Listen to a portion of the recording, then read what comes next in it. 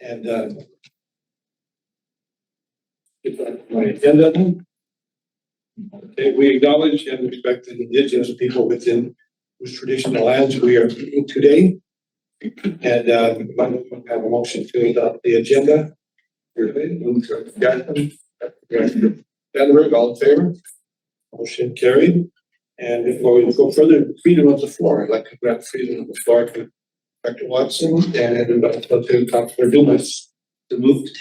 It's seconded by Roger Kearney. All in favor? Motion is carried. So we will receive the minutes from the April 2nd Valley Services meeting. Steve, okay. We will get right into staff reports then. And initially, we will start with 6.1 Creston and District Community Complex quarterly programming update. To the chair, good morning, everybody. It's good to be here again. So this report, I've made a slight changes to sort of some of the visuals that you'll notice in the charts, and I just wanted to make sure that you felt that comfortable with the visuals that you were looking at as far as the programming expenses and revenue charts. So I just wanted so that you understood the dark bars are the level of budget that was allocated for that department area for this year. The light colored bar that consumes some of the dark is what has been spent year to date. So as we go through the year, you're going to see that light colored bar get lighter or get larger and larger. And so this will give you an indication with the top chart, what we've spent as far as expenses, and the bottom chart will be what we've received as far as revenue. So this, I'm hoping, is a little bit of an easier visual than some of the tables that I've been providing in the past. So it just kind of gives a little bit more of a visual snapshot as to what you're looking at. So with that, I will start with the programming overview and financials in relation to what you're seeing in those charts. The programming budgets are on track as planned for this year and are fairly consistent with 2025. There isn't anything that sticks out as very alarming. With the recreation department, we saw a stronger attendance this winter with our Pro D Day and spring break camps, which was fantastic to see, averaging about 80% capacity with fewer cancellations, which means that all of our camps hit at least our minimums, if not higher, this year. Our youth recreation classes are 72% capacity as we shifted to more of like a shorter single session programs. This allowed that low commitment, low barrier, and gave families an opportunity to choose which days they wanted to come to our facility to our programming. This is something that we've done across the district and have received really good participation numbers as a result. So I think we will start to continue that. Sports is something that is more unique in Creston as far as how many we offer, and we are doing great. We're up 11.5%. Serving 130 participants in the winter season. This is an operation capacity of 90%. So 90% on average, our classes are, 90% participation of our maximum capacity for each of our programs. They're full classes. And so I think that's really fantastic that people are using sports as an option. Moving on to the arena. Strong participation, 15 players per session. Glow skates and public skates tend to be very well attended, drawing around 50 people into our programs, and our glow skates, which is basically just dimmer lighting, some glow sticks, and fun. We usually reach almost capacity for those types of skates, and they have become quite popular. In aquatics, we have seen a few less children, 22%, so 104 children in our swim lessons, but the number of new participants that are coming into our swim lessons have remained the same from 2025. So these are the people who haven't taken swim lessons since at least 2023 into our facilities. We've offered, we've right-sized the offering for our classes so that we're maintaining a good 70% of average capacity in our classes. Compared to 72% last year. So we've started to make adjustments to the frequency and the volume and the types of lessons that we're offering. And if you notice in charts, our expenses look a little high compared to 2024-5. But what we noticed is that there was an error as far as salary coding, and that will be corrected. And the number is closer to 10,000 that we've spent as opposed to the 16 that you see. That's just what the numbers spit out on the chart. So we did some digging to find out that it was just a little bit of a coding error. In fitness, nothing special here. We've remained consistent compared to 2025, average around 9 participants per class and 21 people, 21.7 actually in outfit. Any questions on program financials and overview before? Director Middlebury. Yes, thank you, Tia, and I like this. This is really good. So you're comparing Q1 to Q1, 25 to 25, Correct. 22 to 26, okay? So that makes sense, kind of figured that out. Love the way that this is, and actually it's the previous slide that we're on right now. But love the way that this comes out. It addresses a lot of items. My question is around, during our Ready grants, we had one of the applicants came forward to look at enhancing or increasing the amount of skate rental inventory, particularly figure skates. So that inventory that you have available to the public, how do you determine that's an accurate or an adequate inventory, refresh that inventory? Why is the user group coming to us, to the Ready Grants Committee, to ask for money to buy more skates? I can't remember if it was ideally to be given to that inventory, but so that makes me think about that skating inventory. Yeah, through the chair, that's an interesting scenario because we do replenish our inventory based on needs. And, you know, one gap right now, I have a child who's got size 15 skates. We don't have anything above 13. So I know he can't go skating. So if we got a couple of larger pairs of skates, it'd be great for him and other kids. Yeah. But it's an interesting scenario that they would ask for Ready grants to replenish our supply. So I'm not sure if that was the intention, but we do have, I'm going to say between 100 and 150 pairs of skates. Now, if we have the exact right number of skates, the right size and the right type, depending on who shows up for a public skate, because we have had some very busy events. That's something I haven't heard if there's ever been a gap, but it could be from time to time that some groups want to come in and rent the ice, and maybe they're looking for skates for them to use. So I'm not, we can talk about how that applies, but Do you know who that is? So you could go out and have a chat with her on that and kind of figure out what's the gap here, if there is a gap. sorry, I don't know who that is, but yeah. Damn. Oh, that's interesting. So the figure skating club is asking for Yes. grants for more skates? Yeah. Oh, well, and I think that in that, so thanks for clarifying. So, through the chair, our skate shop isn't available for other groups to use. It's only for when we're open for our events. And so if they're making a request to provide skates for kids for accessibility, for reducing the obstacles to get into skating, then that would be for their needs. And they have storage on Why there. wouldn't you have that available for them? It's through the chair, it's not our practice to rent out our equipment. And it is a bit of a staffing function too, because when you have a rental, if we were to, so if figure skating rented the ice for their event or their practice or their session, we would have to have a staff member paid to then dispense the skates.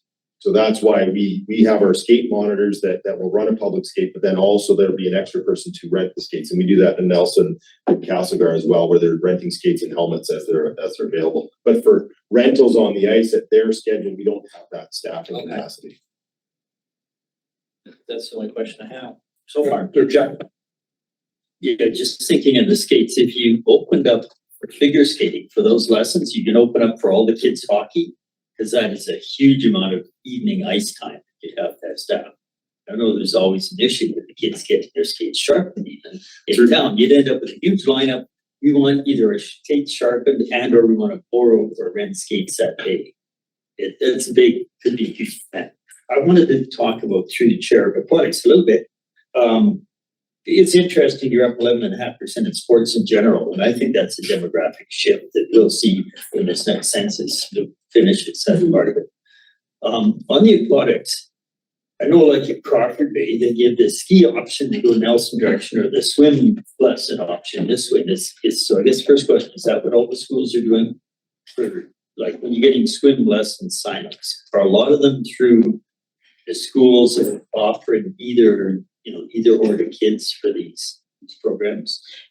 Yeah, through the chair. So these numbers that you're seeing here are public school lessons. They are not the school swim lessons. Okay. The way we were collecting our data for 2025 has been a little bit challenging to be able to identify exactly how many kids are coming in.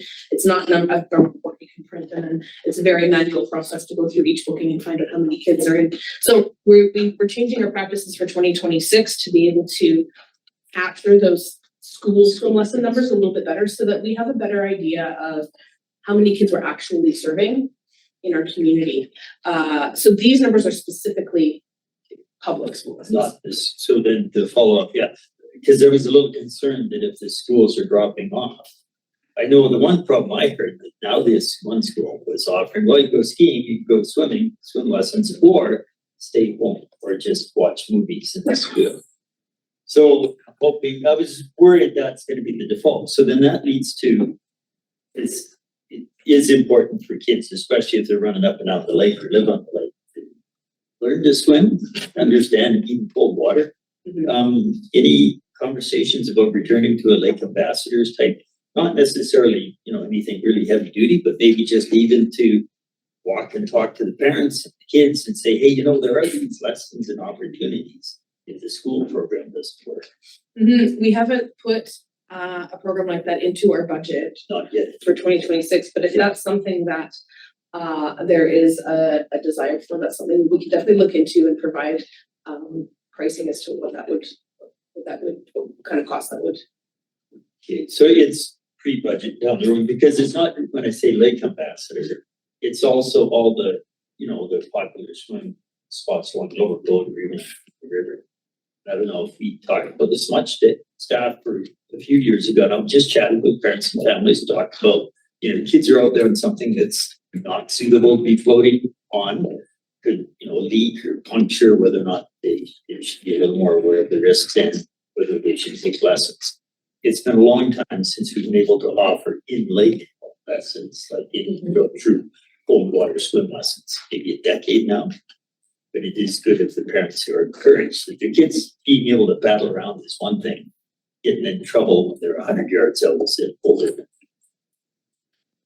Yeah, through the chair, we do offer in other places in the RD, specifically up in the Spokane area, we do offer a few water-wise events that are not necessarily lessons, but they're opportunities for staff to go out and provide a little bit of water safety for the people that happen to be there that day, or either just by chance or they've come because we've advertised.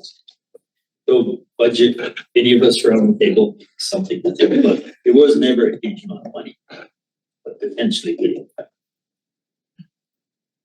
Back to you, Director Penrose. Thank you. Just gonna tag a little bit on Gary's comment.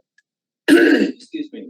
But I was under the impression that this was accurate expenses and revenues. I assumed that the school data was in there.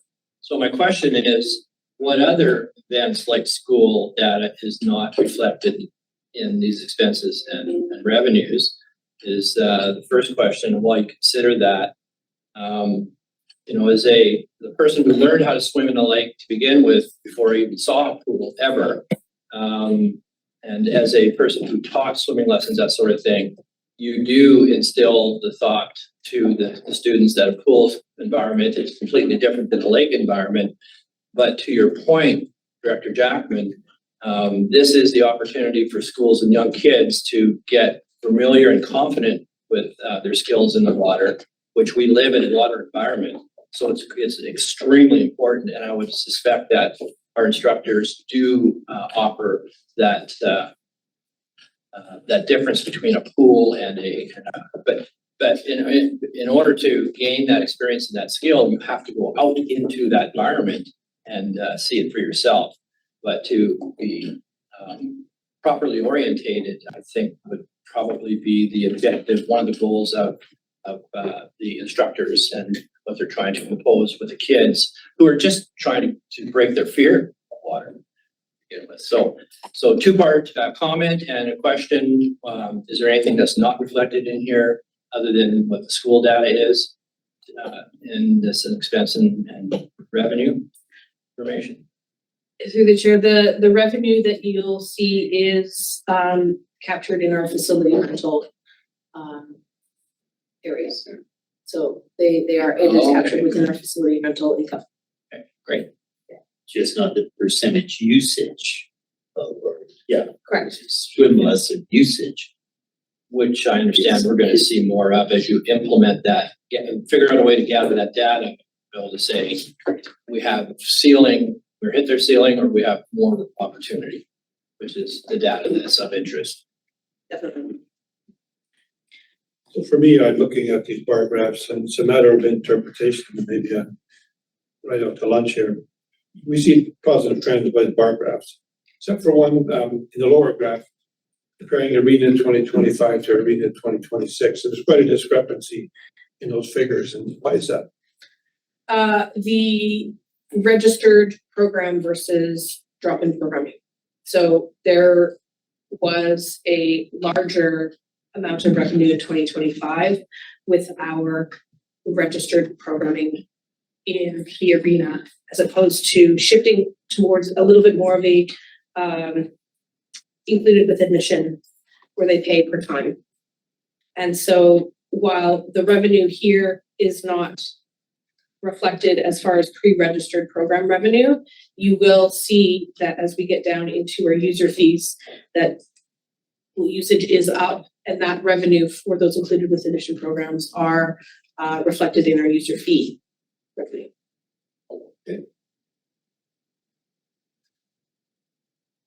Okay, I guess carry on then. On user fees, yes, 5% upward trend compared to 2025 winter. So this here, digging in a little bit deeper into the numbers, finding out that it's the paid single admissions that helped drive that number a little higher than the membership scans. So we start to see more people paying single admissions, a few less people, not a ton, a few less people, maybe 2,000, 8,000 less in membership scans. People come in, they scan their card each time. But the paid single admissions, what's interesting is that it's not more adults or more children, it's more adults, children, people, golden guests, children under 5. They're all coming like together. There's an increase across all age categories that we're starting to see as far as admissions are concerned. So that's a positive. It's a positive. This could indicate a small shift in our member patterns, but it's too early to say anything really. And this is something that we are seeing in other districts as well, in other communities as well. Director Vandenberg, before we go on. I think we've kind of talked about this before, but I'm not really clear. Are you able to track out-of-town users in your data? Not that we need to report it each and every time, but it does become a question from the public. And I don't know how you would track that data, but.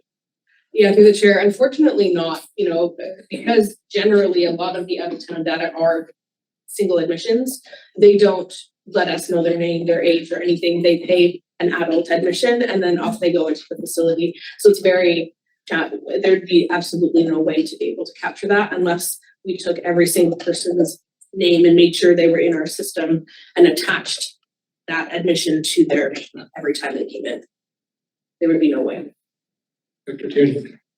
Yeah, I was interested in a similar question, maybe it's the same question.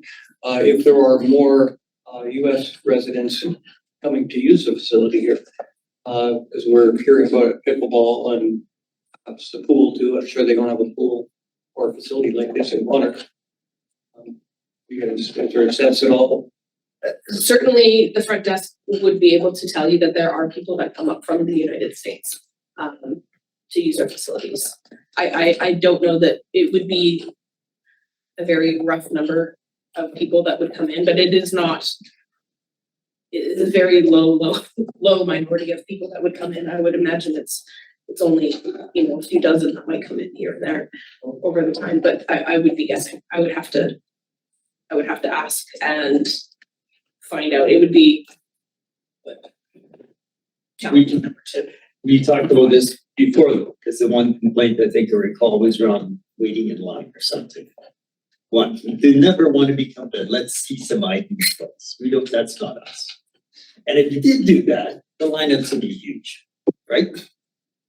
Or it'd be inequitable. They say, oh yeah, I know you, come on in, don't bother with your, we don't want to be that, we don't want to go there. And it would only make lineups worse. For what? Almost no gain. But I think people come up here and use the rec facility, probably also have a meal and buy something and enjoy the town, the area. Maybe they even go to the rural area. So welcome. We don't buy the bourbon, but we're happy to get that No, here. absolutely. You're welcome.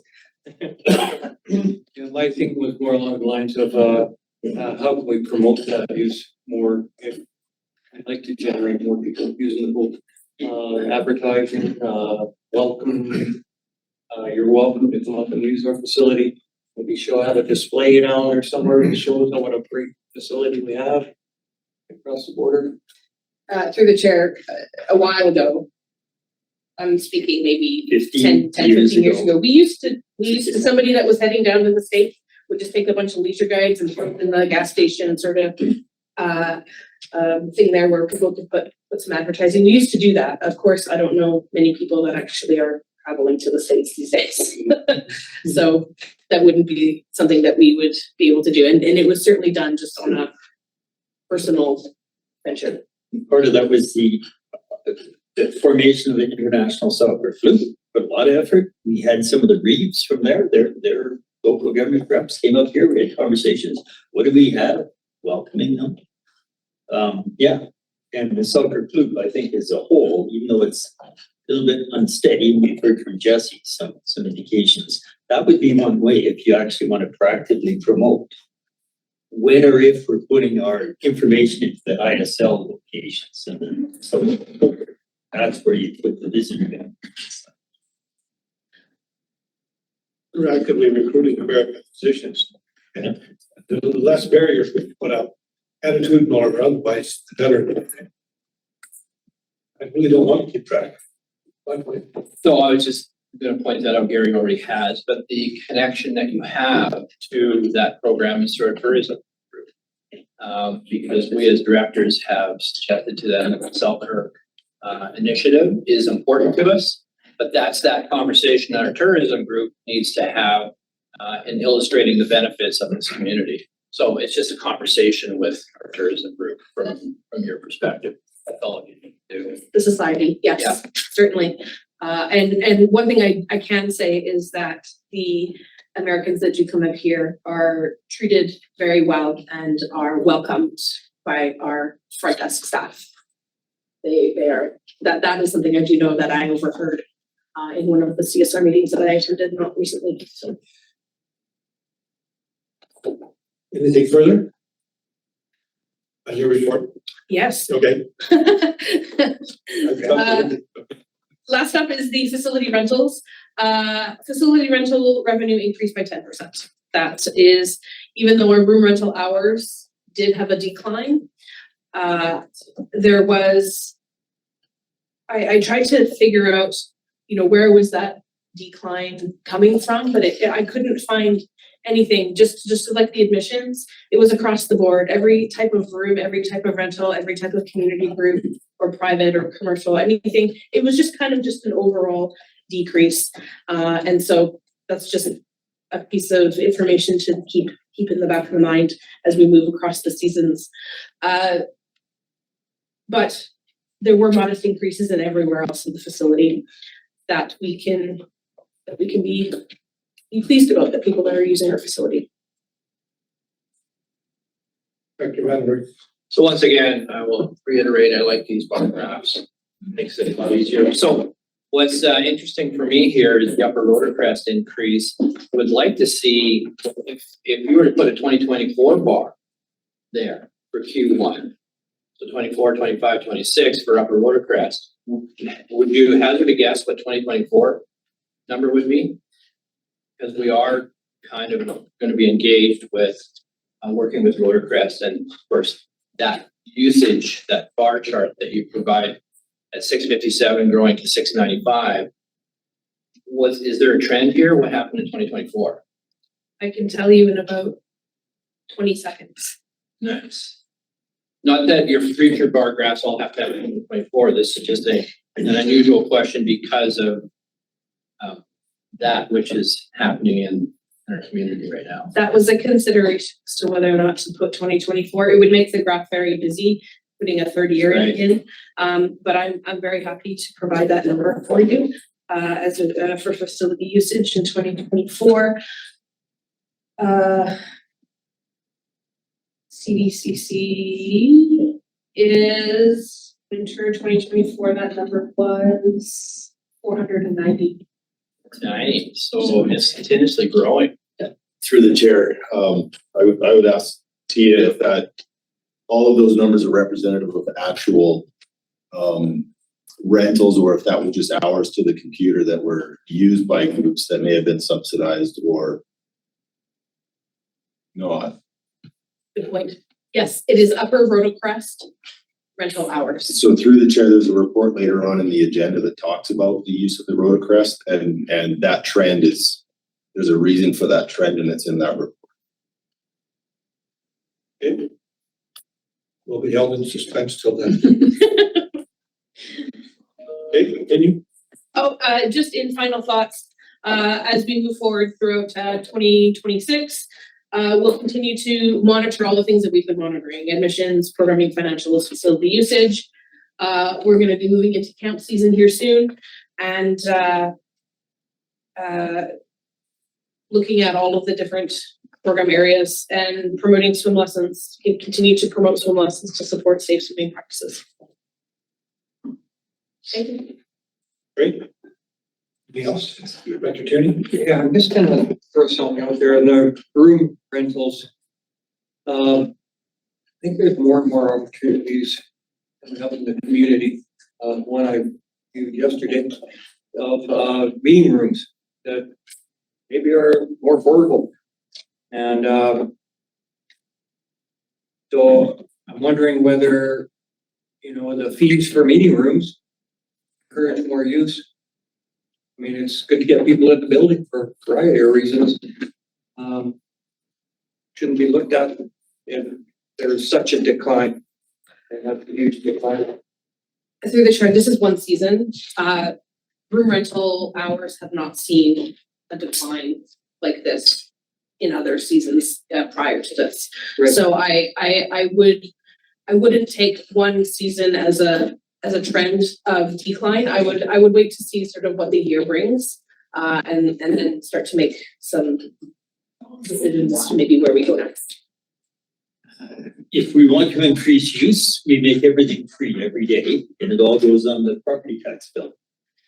And so the other side of this is people show up and say, can you reduce our taxes? We say, yeah, we can charge a level of cost recovery, 30-35%.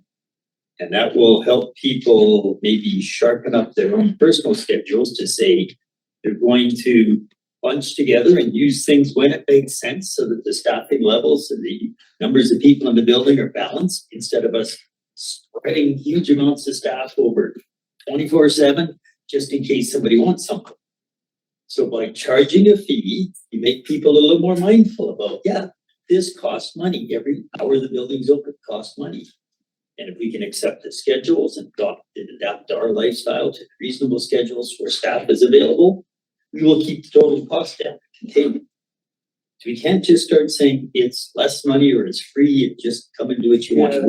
Where do we end is my question. We gotta contain the tax side. Yeah, no, so certainly not suggesting it's free, but there are reasons, why people would choose to, have their meetings elsewhere, and, I mean, sometimes by lowering the fee, you get more use and your revenue goes up higher.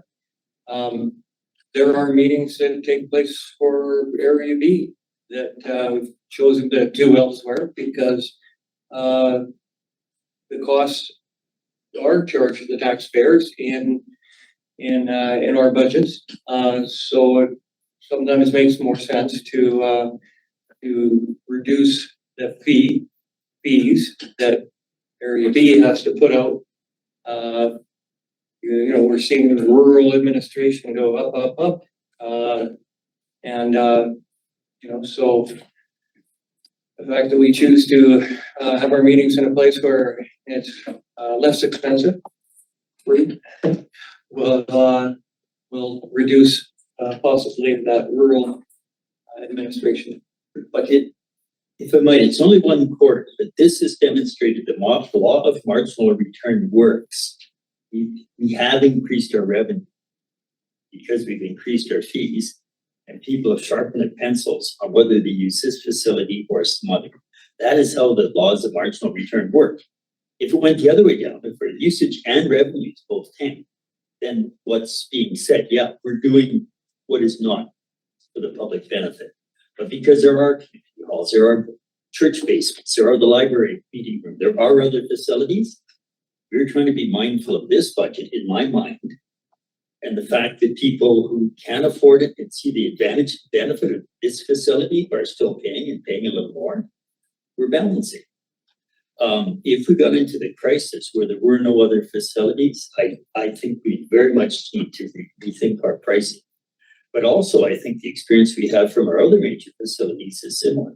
We're trying to go sort of lockstep with what is a reasonable cost recovery for a public facility, as opposed to just totally being on the taxpayer burden.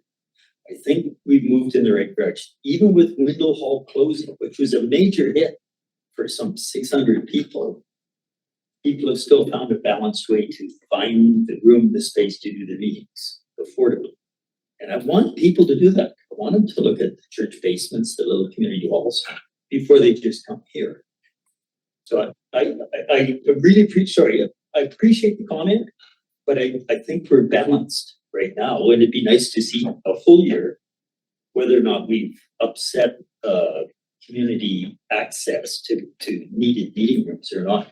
Doesn't look like we've upset that. Sitting here as chair with my elevated wisdom, which is incredible, I would say you're both right. You're both making correct points here, and there is a balance. And so I don't know if we need to debate it anymore, because we understand the situation and what we can do about it. I think the other point I would say from my elevated point of wisdom is that we should just encourage more wedding receptions and parties here, because that's some of the bookings that we get here, and they can be quite lucrative here when we rent out to Creston. So you have to have people getting married, and if they get married, they should get married here. So I guess it's a simple observation, but we can bounce it back and forth for a long time. Our staff are doing a great job of running this place. Is really what I think we need to take a look at here, and encouraging the public to use this as much as they can is what we're doing in a lot of different ways. And I just want to keep it going that way. Chair, can I just add one more thing? Sure. So the 20% drop in rooms winter over winter, year over year, is it the rate was only increased 2.4%. So in September, the rate of 2.3 or 2.4%. So that's not comparable. But we in Castlegar, for example, the other facility that we have that has multiple meeting rooms, various sizes, also from time to time, quarter to quarter, we'll see a drop in use and potentially revenue. So it could be just a cyclical thing. It could be human behavior. But I think that the conversation at that commission was also about how it's the very same thing, is how can we make these rentals more accessible for groups. And so our model certainly that feedback as this trend, we can talk about that, but there are other factors, as Director Jackman pointed out, that are leading to the gaps in use in Castlegar as well. And so, one of the things we try to determine why we lost 20% is probably something we can come back to this committee with if we were able to do that. Okay, thanks for your report. Thank you. So if I may, for clarity, you're not taking this on as a direction at this point, right? No. You're saying, let's just wait. Okay. Yeah, it's really sure. No, Okay. no, I think our analysis of these trends is sort of what we do in the background anyways. We're always trying to determine why something would drop 20%, if the rates only went up 2.5%. And so that is something we do on a regular basis. Okay. Director Vandenberg, it's over to you for Creston Valley Conservation Action Forum summary report. Well, as we're all aware, these are information that I've essentially decided to put under the director's report. That's a sharing of information. So the next few items are that attempt to bring my colleagues up to speed with what's going on in our community, and certainly to the public who shares an interest in attending our meetings. The first one, 7.1, Kootenai Conservation Program, was held. A lot of special interest groups attended this. They come away with a 2-day conversation and with some priorities that pertain to activities in our valley. I would say that unfortunately, as directors, we were not able to attend. We were invited, but it was in conflict with, I think it was a board meeting that week. But nevertheless, the report says that we attended. We didn't. Would have loved to. I did have a conversation with a few members in the community that were in attendance of it, and they thought it was a very interesting presentation, a little bit less collaborative than what the report suggests, more consensus than anything, but still worth their time in attending. So really, those are kind of the overall that I can share with the group on that. There is one of the items, though, priority action 5. Actually, there were 6 priority actions that were combined into 5, but one of them was the performing fire maintain ecosystem restoration. And I don't. Apparently, the working group involves RDCK and a number of other stakeholders, but I am unfamiliar with what the work is being done. I would like to suggest direction to staff to provide an overview and update to the directors on that particular priority item, because I don't understand the who, what, why, and the W5 and H on that, and I would like to, because that fits nicely in with our climate action priorities. It is a proactive measure to mitigate some burns, that sort of thing. But I'm not aware of how and why that occurs. So I would like to be brought up to speed on that. So it's a suggestion on my part. And that's really the only things that jumped out to me on that. And other than the last time I believe they met was about 2020, so it's long overdue. A lot of interesting initiatives by a lot of interesting groups. I've gone to a handful of these, maybe more, and sometimes they conflict, and if they're on a Thursday afternoon, Friday, Saturday type thing, in board meetings, and one of the conflicts. You can get the newsletters. I get information from them all the time. And just like, why to Yellowstone to Yukon and all these other things, it's easy to get the newsletters, sign up for those. And then, of course, we get the Kootenai Conservation Program information where we have the conservation fund in some of the electoral areas, so that we get regular updates from Juliet and can ask questions like the burns and prescribed burns and stuff. Probably Nora Hannon would be our person on staff who would be involved in those things. She has a sort of, or Dancer Gwen would have a tangential connection to the money that comes through FESBC, Forest Enhancement Society, and that's probably the main source of funding. But yeah, I get the newsletters all the time, and the meetings have been good because yeah, it gets your boots on, you walk into the mud, look at the weeds, you literally get to the weeds. And in terms of when they hold these, there's so many members. I've talked about it before about conflicts, but they have so many affiliated groups. I think we just gotta throw a dart at the board and say that's it. Those are the days. That's it. When they hold them in Creston, it's great because it's in our backyard.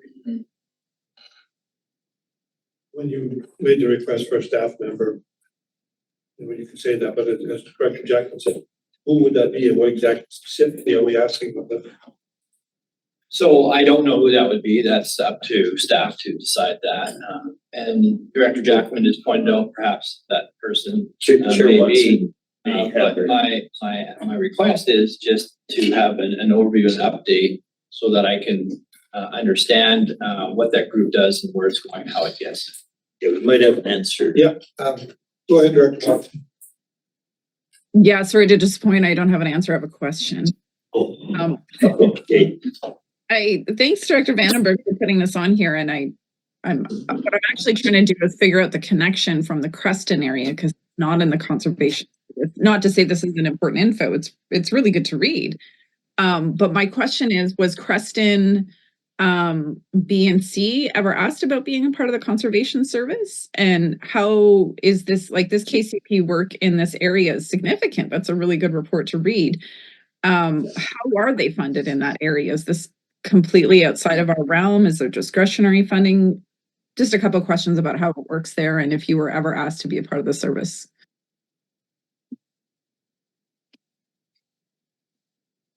Anybody have a quick answer? Well, the initial survey, and it goes, if I can, prior to Juliet, it's Dave, last name eludes me, it'll come to me at 2 a.m. They did the initial survey and the potential for support in areas B and C was much lower than around the lake in our areas like A and D. So they didn't go beyond just a straw poll survey at that point to see if they wanted to be in this specific conservation program. Conservation service, $15 parcel tax. And then when they did the revisit, I think the only ones that were strong were the ones that we did see joining, like the Spokane. So we'd have to ask Juliet if they would redo the straw poll. I've always thought maybe area B less so, but area C is so critical to the overall environmental health of everything downstream that I was a little surprised that there wasn't more interested there. They've held some of these meetings in Creston and the ones I've attended just because it's so central, because they are such a huge area. They pick Creston and Creston has lots to see and do. If you want to see examples of aquatic invasive species or something, it's right here. And it's not just like we've just gone, I see Chips here down past his property, just down Channel Road, and just what's going on. It's easy to get your boots on and get hands-on experience. It's something that applies to Upper Columbia, the wetlands there, it applies to everywhere. It's just an easy place to be, affordable community to stay overnight, and central. Thanks, Director Jackson. It's Dave Hillary. And yes, thanks. just noting what an incredible corridor to complete it. So I'd invite Creston and C to join the service. I'll leave it there. Stu, go ahead. Thank you. Through the chair, I was just hoping that we could get a formal direction to staff in the minutes, particularly because this item arises from a director item that was brought on the agenda. So staff's knowledge of it isn't as strong as Director Vandenberg's for bringing it forward. So if we could get a more formal documented direction to staff, that would help me put this in the right place and bring it back in a timely manner. Good. I was hoping you'd say that. You have a direction of staff that you would suggest? Yeah, if the staff could bring back, based on the priority action 5 of this report, just an overview and an update to directors around the, as they label it, fire maintained ecosystem restoration program, and in particular, the working group. There must be, our staff must be sitting on that working group. It suggests that they do. But I just don't know enough about that's why would like to have an overview and an update as to what they're talking about in that priority action. There's a history behind this as well, and it's a come and go history, because there was a time where there were prescribed burns done in the valley area, initiated by, I think, one of the gun clubs, but certainly with the Ministry of Environment involved. Those were discontinued after a while, and I think there's a real interest in bringing those back. And of course, that's along the lines of the Akanapi's philosophy of habitat restoration. So I'm not sure if RDCK staff can actually uncover that history, but it is a big part of this. Because they weren't really involved in that. It was, again, there was clubs, local volunteers, and the Ministry of Environment that did that. Of course, they did it for all the right reasons. But then they retreated because of the increased fire danger and probably seasonal conditions would prevent it from some years. And then it was almost forgotten about until people started to realize that this is a very legitimate way to deal with wildfires and habitat maintenance. And so, again, I don't know how much history that RDCK staff would have on that part of it. I may can add some more context. Yeah. So at the last Creston Community Forest meeting that I sat in, I did bring that forward, this activity, all, prescribed burns generally. Mm-hmm. And they do have some conversation in there, but of course, unless we as directors attend that specific meeting, we don't know what they're talking about, sort of thing. And so they're able to point out what is identified as the next prescribed burn area. But the mechanics of how that comes to be, I didn't want to take their time to have them explain that to me. I thought that because of this report, this would be an opportune time to bring it forward to our staff and directors. And again, I know there's lots our staff can do, but I'm not sure how much they can provide the history of this. And so whether you're satisfied with that or not, I guess it's not so much the history, Mr. Chair. It's what does the group do? How do they do what they do? What is their current priorities? Okay. Are we okay with that as a direction to staff then? Yeah. Yes. Okay. Got enough there? Good enough? Anything else on this one before we move to the next? Okay, we'll go on to 7.2 then. And if I may, submitting the recording in progress. Just submitting the report. It's the last regular report of the Creston Valley Tourism Society for anybody to review. I will point out that next month will be the AGM minutes, and certainly at that point there will be some conversation. Well, there could be conversation around their priorities. So this is just for information. Okay. Okay, move to the next one, 7.3. 7.3 is a report, Goat River Water Monitoring Report, submitted to me through WildSite.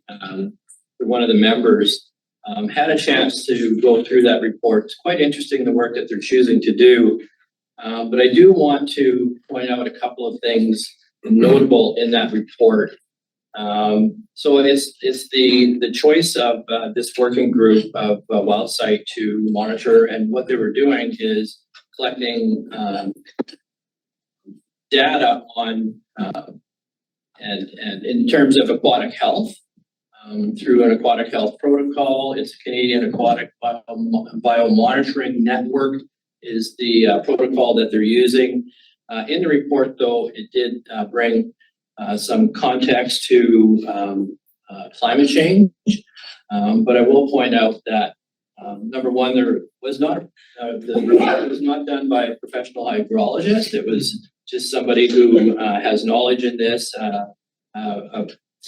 did the appropriate chain of custody when it comes to the analysis, that sort of thing. It was a 3-year monitoring cycle, which you cannot really deduce much in a 3-year cycle. I hope that they continue to decide to collect this information. But I also would note that and I will reach out to them with this comment, is that they should probably look at parallel monitoring, not only the goat, but with the duck. And so then your data is then comparable to a couple of aquatic streams that are within our community. So you might have some more interesting results of findings in there. And so that would be something that I would suggest that they do continue doing the work. But as I said before, I don't know how important it is that I professional. There is no real recommendations from the report, and the importance of a hydrologist at this point for interpretation, probably not so much, considering it's just over 3 years. That's all I would like to point out on that. So we had, East Shore Freshwater Habitat Society was doing a lot of work under CAF. So there's, reports or data sort of stamped or signed off by professional hydrologists, but East Shore Group had 2 of them. Biologists with hydrological experience. So they're not required to sign it off. They are required to have very specific training. Selmo Stream Keepers was one of the hubs over many years where people could join them, and it's like train the trainer type thing. So nobody collecting the data, everybody collecting the data had to have certain training. The randomness and hit miss, I think, is still a benefit. I was disappointed when the East Shore Group kind of, the COVID thing, fell apart and didn't reform. But all these little inputs are as a whole significant, like under this whole Canadian network of information. And if we could get back on track and have more of these community science volunteer groups doing monitoring, that would be great. The best model I've seen is North End of Kootenay Lake. I think they're both the only ones that have been steadily getting data, year after year, which is something, at least it's a comparative, because we have a lot of streams like Sanka, Great Creek, Crawford, even that were being monitored off and on for years. But if you find a steep creek comparable to Sanka, and you only do spot checks every decade or so, at least it's something. But everything was done under a very strict protocol, so far as I understand. Otherwise, the data wouldn't be accepted and entered into the system. Funding wise, I'm a little fuzzy on whether or not funding for training and equipment fell away. That might be part of how some of it's set. It's not very sophisticated equipment. It's really more time-based. Right.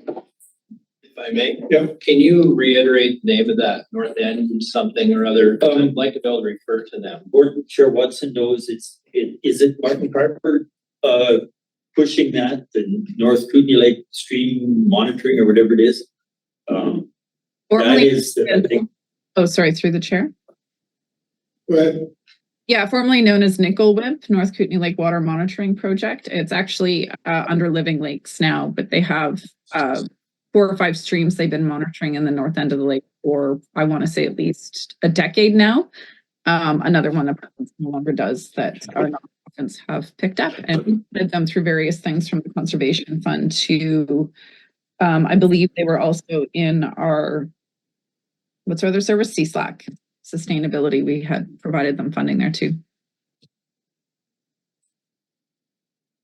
So I guess the only other comment I would have is this report, while appreciated, and would encourage that they continue to do that, particularly in paralleling it with the duck. For submission to the work we're doing with the water sustainability plan, I would caution that it just gets accepted or adopted into our WSP work until there's more data that comes along with it. For those reasons that I pointed out, that it's a good attempt, it's a good effort, but it's a little premature in any recommendation or conclusion. Okay. Move on to 7.4. 7.4 is the AGM for our Creston Valley Public Library. No comments, it's for your information. I have a question if I can, and I guess it's through to Stuart, if he's still, I know he's always trying to multitask while he's on these. I had asked, because I was concerned about representation on this board, and Director Vandenberg generously stepped up to say he's gonna spend extra time and track a little more closely, but my reading, which is always hit and miss, trying to read provincial acts is never fun. But there seem to be different types of entities. There is a municipal library service, which is more tightly tied to a municipality than this one appears to be. And then there are sort of the more regional models. And then there seems to be, what we have is something that's more loose. It wouldn't have a requirement for either municipal and or regional district director. What kind of service is this? When we did the service establishment bylaw, is it simply an establishment bylaw to fund an entity very much at arm's length, the same as most? Or is this established under one of those other definitions under the Act? Particular form of library association? And I can wait for the answers, just I didn't get a reply so far. Yeah, through the chair, I think the best thing for me to do is to confirm my thinking, which right now is it is simply a contribution service. You all froze there. Did it, was my audio coming through? Now it is. Okay. I might, Director Jackman, I might just say that maybe I'll just confirm my thinking at this point and get back to you. But my thinking now is that it is simply a contribution service with a bylaw. It is not a regional library service under the Act or anything of that nature that requires different work to be done. So just to throw out on the table as well, when I read through the Act, my understanding is as the main funder, there ought to be some representation as the main funder sitting on that board. So I would like Stuart to confirm that. The other part that comes out of this piece is that this is the year in which the library will be putting together their next version of strategic planning. And so as a contributor, funding contributor to the library, a significant contributor, it would be good that our directors contemplate whether we should have some activity, some participation in that strategic plan, which could be about the third quarter of this year. So just throwing that out there. So if it is a regional library association or a municipal library, then yes, we should. Not, I would be very concerned if we stay arm's length if it's simply a contribution service. So that's kind of what I'm asking the question. We can't be seen to be imposing requirements or to me suggesting things too firmly as the funder when we're totally not responsible for the level of service being delivered. Maybe Stuart has a better comment. Yeah, through the chair, in the vein of multitasking that Director Jackman was referring to, the Lieutenant Governor is the only one that can actually establish a regional library service. And it's done with 2 or more municipalities and 1 or more regional districts. So I'm not even sure, because there's only 1 municipality in this service, if we could even, under the legislation, get this to a regional library district. At this point, it is not, because we have definitely not gone through a Lieutenant Governor and Council process to get this established. So it is very much an arm's length relationship. And just to close that out in terms of the board appointments, if it were a regional library district, the requirement would be to have a representative from each municipality and each regional district. So there would actually be at least 2, should they even let us do it without a second municipality. So I guess lastly, the appropriate direction to staff would be can they verify what our roles and responsibilities are in this regard? Because I think that's a little bit of a question mark, and it kind of prohibits us from understanding what our roles and responsibilities are as the main funder based on the legislation.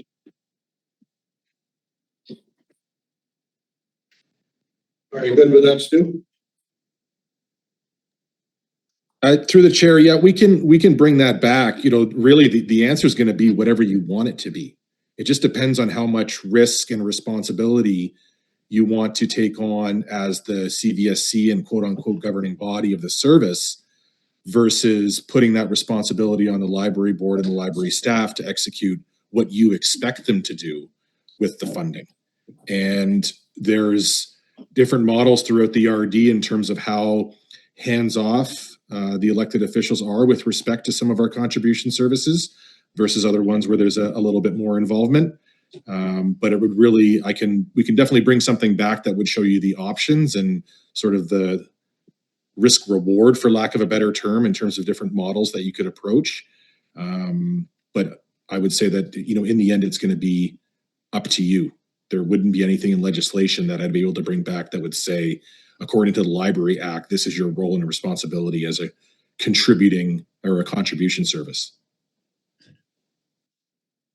I think that would help give you some clarity. It would. I think the understanding of options and then as a group, we decide where we're most comfortable is appropriate because I don't know what I can do for our group or not until I know that.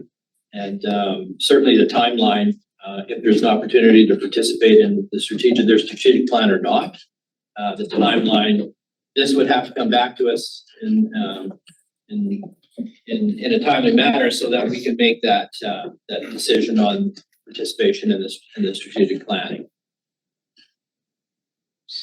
Okay.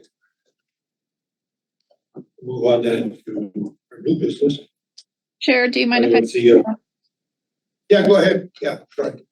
Thanks. And this is not to, I'm not going to say don't do what you've just asked staff to do, but I want to give you some of my input, having a contribution service as all of ours are for libraries. A couple of the things around the political involvement versus library associations and their own organizational guidance is, generally speaking, they will invite you. They have their own mandate, they have their own process, and they're very well organized as a provincial organization, library association. They are going to be coming to the board to present to us kind of more of a regional approach. So I think that will be some of the questions from the library perspective. My own experience in Caslo and D is they are trying to build a new building, and that's the first time I've seen any kind of political involvement in what they're doing, but that's strictly through the Village of Caslo because the Village of Caslo is hosting a lot of their grants. So I think it's a fine line when it comes down to, and this is my political insights, when it comes to providing a grant to an organization that is well organized and has a provincial outline, not from the province, but from their own library association, to deliver servicing and whatnot. They come to us for those grants. We can definitely ask questions financially. If they want you involved in their strategic plan, I would just recommend that you ask them, do you want to be, and what would be your input? The other cautionary note I do have is when it's a contribution service, we don't have staff that do anything other than ensure they've met the financial requirements. This isn't a managed service by the RD. So I think cautions around staff expectations is important here. Hopefully that's helpful and not too political, but we are politicians. Thanks for that. And like you, I would welcome the presentation of the library associations through the regional district. I think that'll be helpful as well. Move on to the Creston Valley alternate water supply feasibility study, the update in the path forward. We have our persons online for that.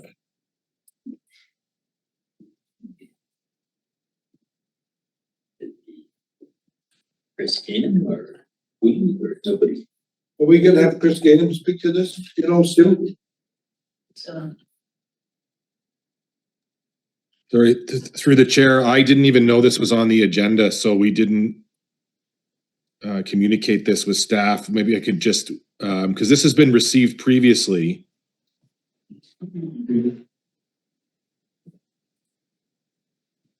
So if I might, Sure. we had a conversation, I think it was one of our water services, just likely type of thing too. And so I posed a question in terms of the Creston Valley Alternative Water feasibility study. Where is that sit? What are we going, what are our actions to move that forward? What are some of the opportunities to take that report and do something with it. Additionally, how does that parallel to or inform our water sustainability plan projects? Because it is a significant piece of information that was brought forward. And so Uli had reached out to me and said, well, what do you have in mind for questions type of thing? So I did put together an overview of that feasibility report and the line of questions that I have in mind. And that is a lot in advance. And so I thought maybe today we were going to talk about that. But it was more to do with what is the alignment to our WSP? What about our funding options? Because one of the barriers is funding. What about private funding, P3 funding, those type of things? There was some technical information that came out of the report that really hasn't been addressed. How are we going to address that?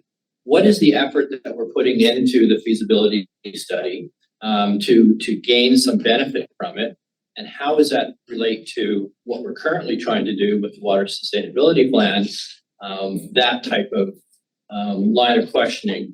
I can provide that line of questioning that I'm not going to read it in front of everybody right now, but I can, obviously we're not prepared for it today, and I'm happy to share that to go forward. But I think it's important that we understand the money that we invested into this feasibility, where is it sitting and how is it moving forward? Dr. Jackman. Yeah, so I think what was done up to this point, engineering wise, was fine. You know, obviously we have a source of water. If the province doesn't disagree, there aren't any other barriers. We're not going to run dry. That's a little river down the way, Scoopy South River. Versus all the other sources of water that are running dry and are in critical state, and versus the wells that are, whether they're authorized or unauthorized, are becoming having a critical impact on the aquifers. So I think it's pretty obvious that yeah, here's an engineering solution. It's tens of millions of dollars, and here's where you'd start. And the point we started from is fairly crude. You know, ag water demand, 4.5 US gallons per minute per acre based on BC Irrigation Management Guide. They use 4 down in Cloverdale, and they use 4 point something else in some other community. Lillooet uses 7.5. That's a really crude metric, and it's based on some really, who knows what they're growing there. Real investigation. That's what we need to do next.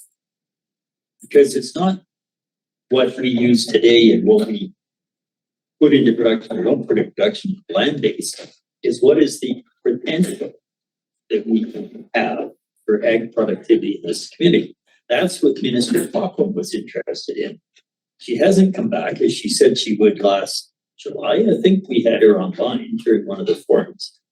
She's supposed to be coming back, and I would love us to have at least a pathway laid out to speak to her and say, look, we have this much land that is not very productive, and water is one of the challenges. And if we had that economic analysis, my thought was Kwantlen College Kwantlen Polytechnic is one of the hubs where we can get a great deal of information about the potential use of land, types of crop, based on your climate, based on your labor, based on everything else, and local knowledge, and based on the amount of water you have. We stopped short of doing that analysis. We really need to do that analysis. Have something to show that could we double our ag output? I'm positive the answer there is yes. Could we triple it? And to triple it or whatever, how much would that take in terms of labor, this, that? And that is what we then would go back to the farm community and the landowners and say, okay, if we're to invest in a massive irrigation project to solve several problems, including stress on the ecosystem, here's what you might get out of your land down the road over, generations down the road. You'll have so much more productivity. We need an economic analysis. So where do we get the money? Staff has lots of stuff to do. How would we do it? Would we go outsource it, or would we try and, spend half staff time, half other time? And if we're going to do that, can we line that up with the ag ministry? Just even to show them we're on the path, that we have the interest. Maybe they'll fund it. And why not? I think it's a priority for this province. Trucking food from California, we keep saying it's not gonna be a thing in the future. So what can we grow here? So I'm at a loss for the clear direction to staff, except it's a question mark. Can we show interest, have some kind of a statement that we want to look at first, Creston Valley maybe, because we have a good understanding of what we have so far. The potential to expand agricultural productivity, and also in the Slocan and in the Arrow and et cetera. You need to just make that statement, drag the ag minister out here and say, fund us and we will impress you with results. Might take a decade. You have a hand up. Yeah, go ahead, Dr. Watson. Yeah, this conversation needs to be at Water Services. You don't have the staff here. It's also affecting all participants in Water Services. So I would say this is not the venue for this discussion. Well, I appreciate Director Jackman's questions and that you have a slew of questions. You don't have the right people in the room, and it's not the service model that this lands under. So I'd recommend you put this forward for the Water Services Committee, and that's where you'll have the right staff and all other participants to fairly participate in the conversation.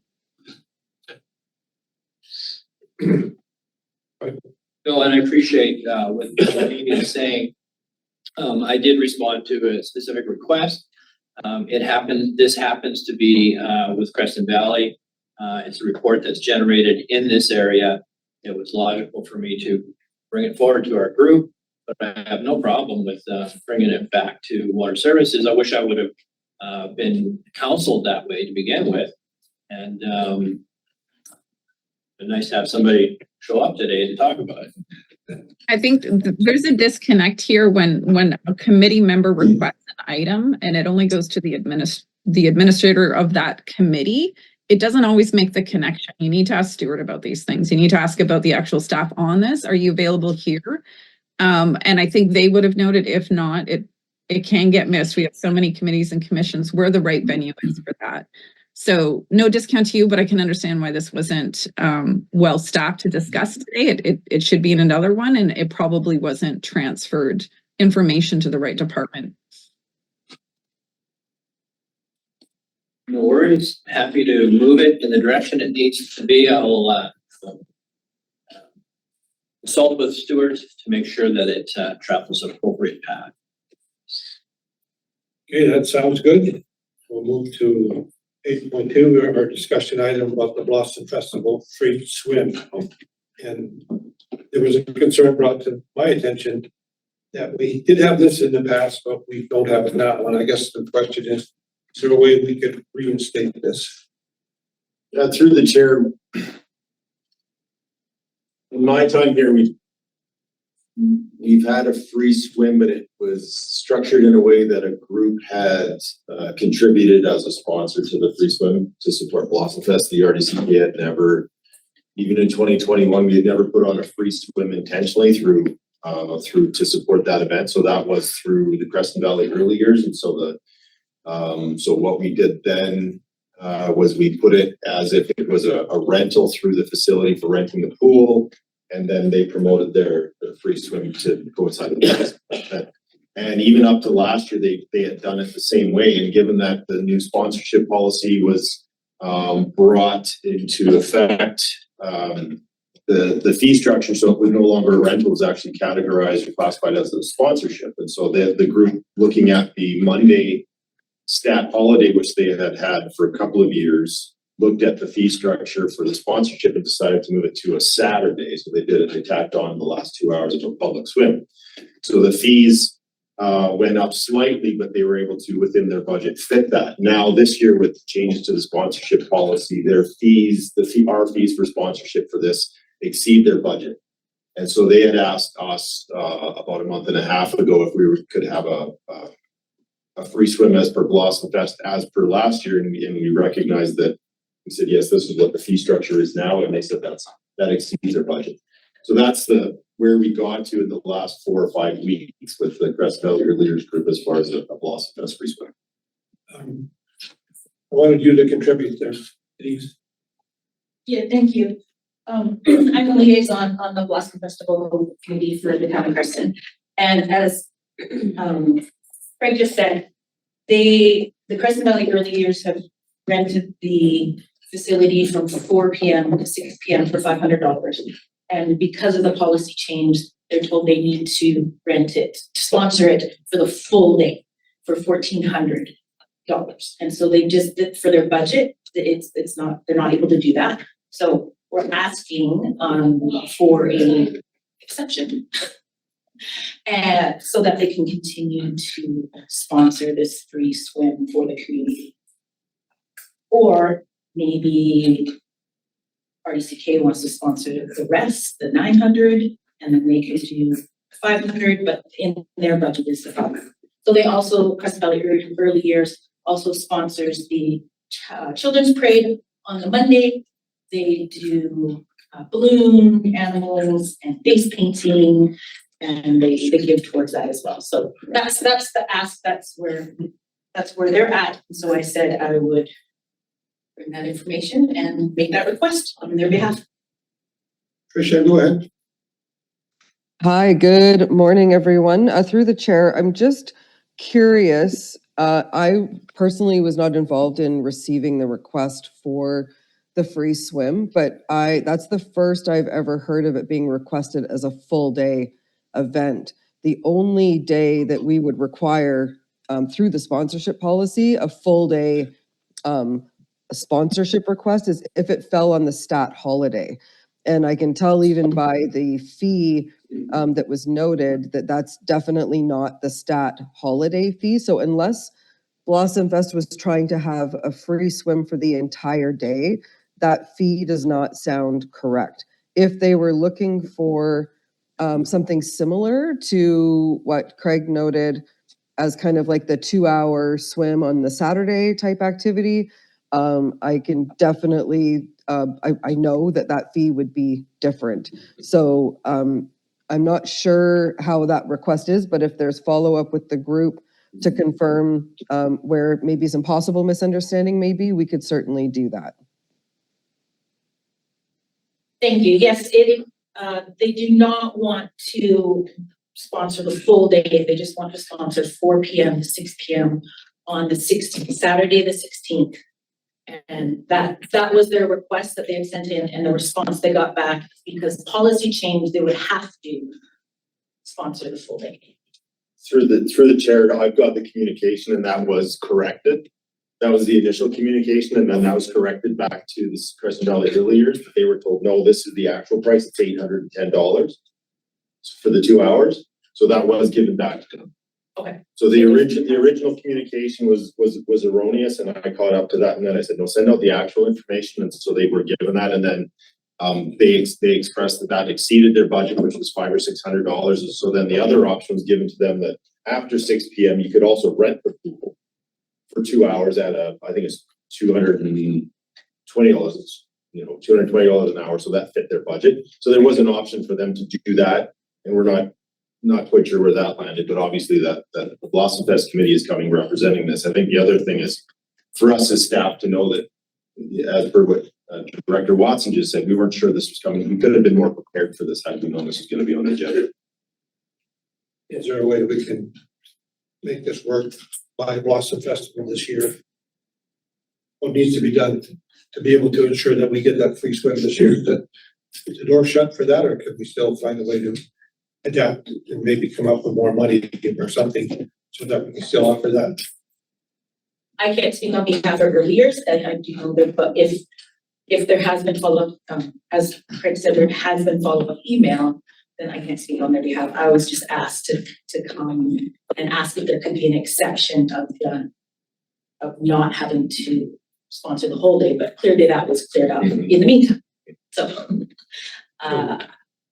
Again, my question is there a way to make it work for this year? Is it in the schedule itself, or do we have to try and change this for next year? that would be a question for Craig to follow up with. Yeah, I'll defer to Tricia, but our past practice has not been to waive any fees. There have been other ways for directors to use discretionary funds, but there is, right now the gap is between their budget previous years are $500 and $600 to do the 2 hours, and now it's at 810. And I think that is, I'll defer to Tricia on a process for them. Go ahead, Tricia. Yeah, so through the chair, I mean, there's of course options. I think it's important to just recognize what the policy states and our responsibility of trying to follow that. At the discretion of the commission or the committee, I mean, we can the difference, maybe I'll start there. The difference between the fee structure from 2025 to what would have been quoted for 2026 is our sophistication. So you may recall that when we were trying to work with different groups and bring forward some real life examples in the development of that policy, in all of these situations, we let those groups know that this was under review and would likely change to some degree going into the next year. We can honor the cost from previous years with notification to the group to expect a different fee going into 2027. Can we support a 2-hour free swim on a Saturday? My guess is operationally that's probably feasible, but Craig's team would be better able to respond to that. And certainly the price difference is not significant from a budgetary concern. You're talking about a couple $100. From the group's concern, we have done this. We're trying to work with organizations as fees and processes have changed. It's certainly within our ability to do. So if that's at the discretion of the committee, you can give us that direction and we can follow up accordingly. What I'd like to know personally is what funding gap actually is, because I think there's a way to come up with some money to bridge that funding gap if it's not huge through a donation or whatever it takes to do that, just so that we can still go ahead with this with the proper funding. Yeah, through the chair, my understanding is it's between $200 and $300. Okay. Well, I would recommend we go ahead with that because I think I can find you some money. Yes, thank you. I guess I would fundamentally look to Tia and say, what was the participation in this program last year? How many people are we talking about when it comes to this special occasion? Through the chair, our free swims typically get close to capacity. I don't know that our swims have hit capacity, but they get very close and do require extra staffing compared to a regular Saturday. So it is a popular opportunity for the community. Correct. Free swims typically are. Okay. So I would request that we go ahead with this, and I'm sure we can bridge that funding gap. I should be able to do that before the day's out. And if I may, it sounds like there is some miscommunication going on between A and B. Can we work on resolving or bridging that miscommunication, number one, so that we don't have any ripples or issues? We're not getting feedback saying all sorts of things that's not entirely correct. Yes, through the chair, it landed on my desk because of the miscommunication, and Creston's a small town.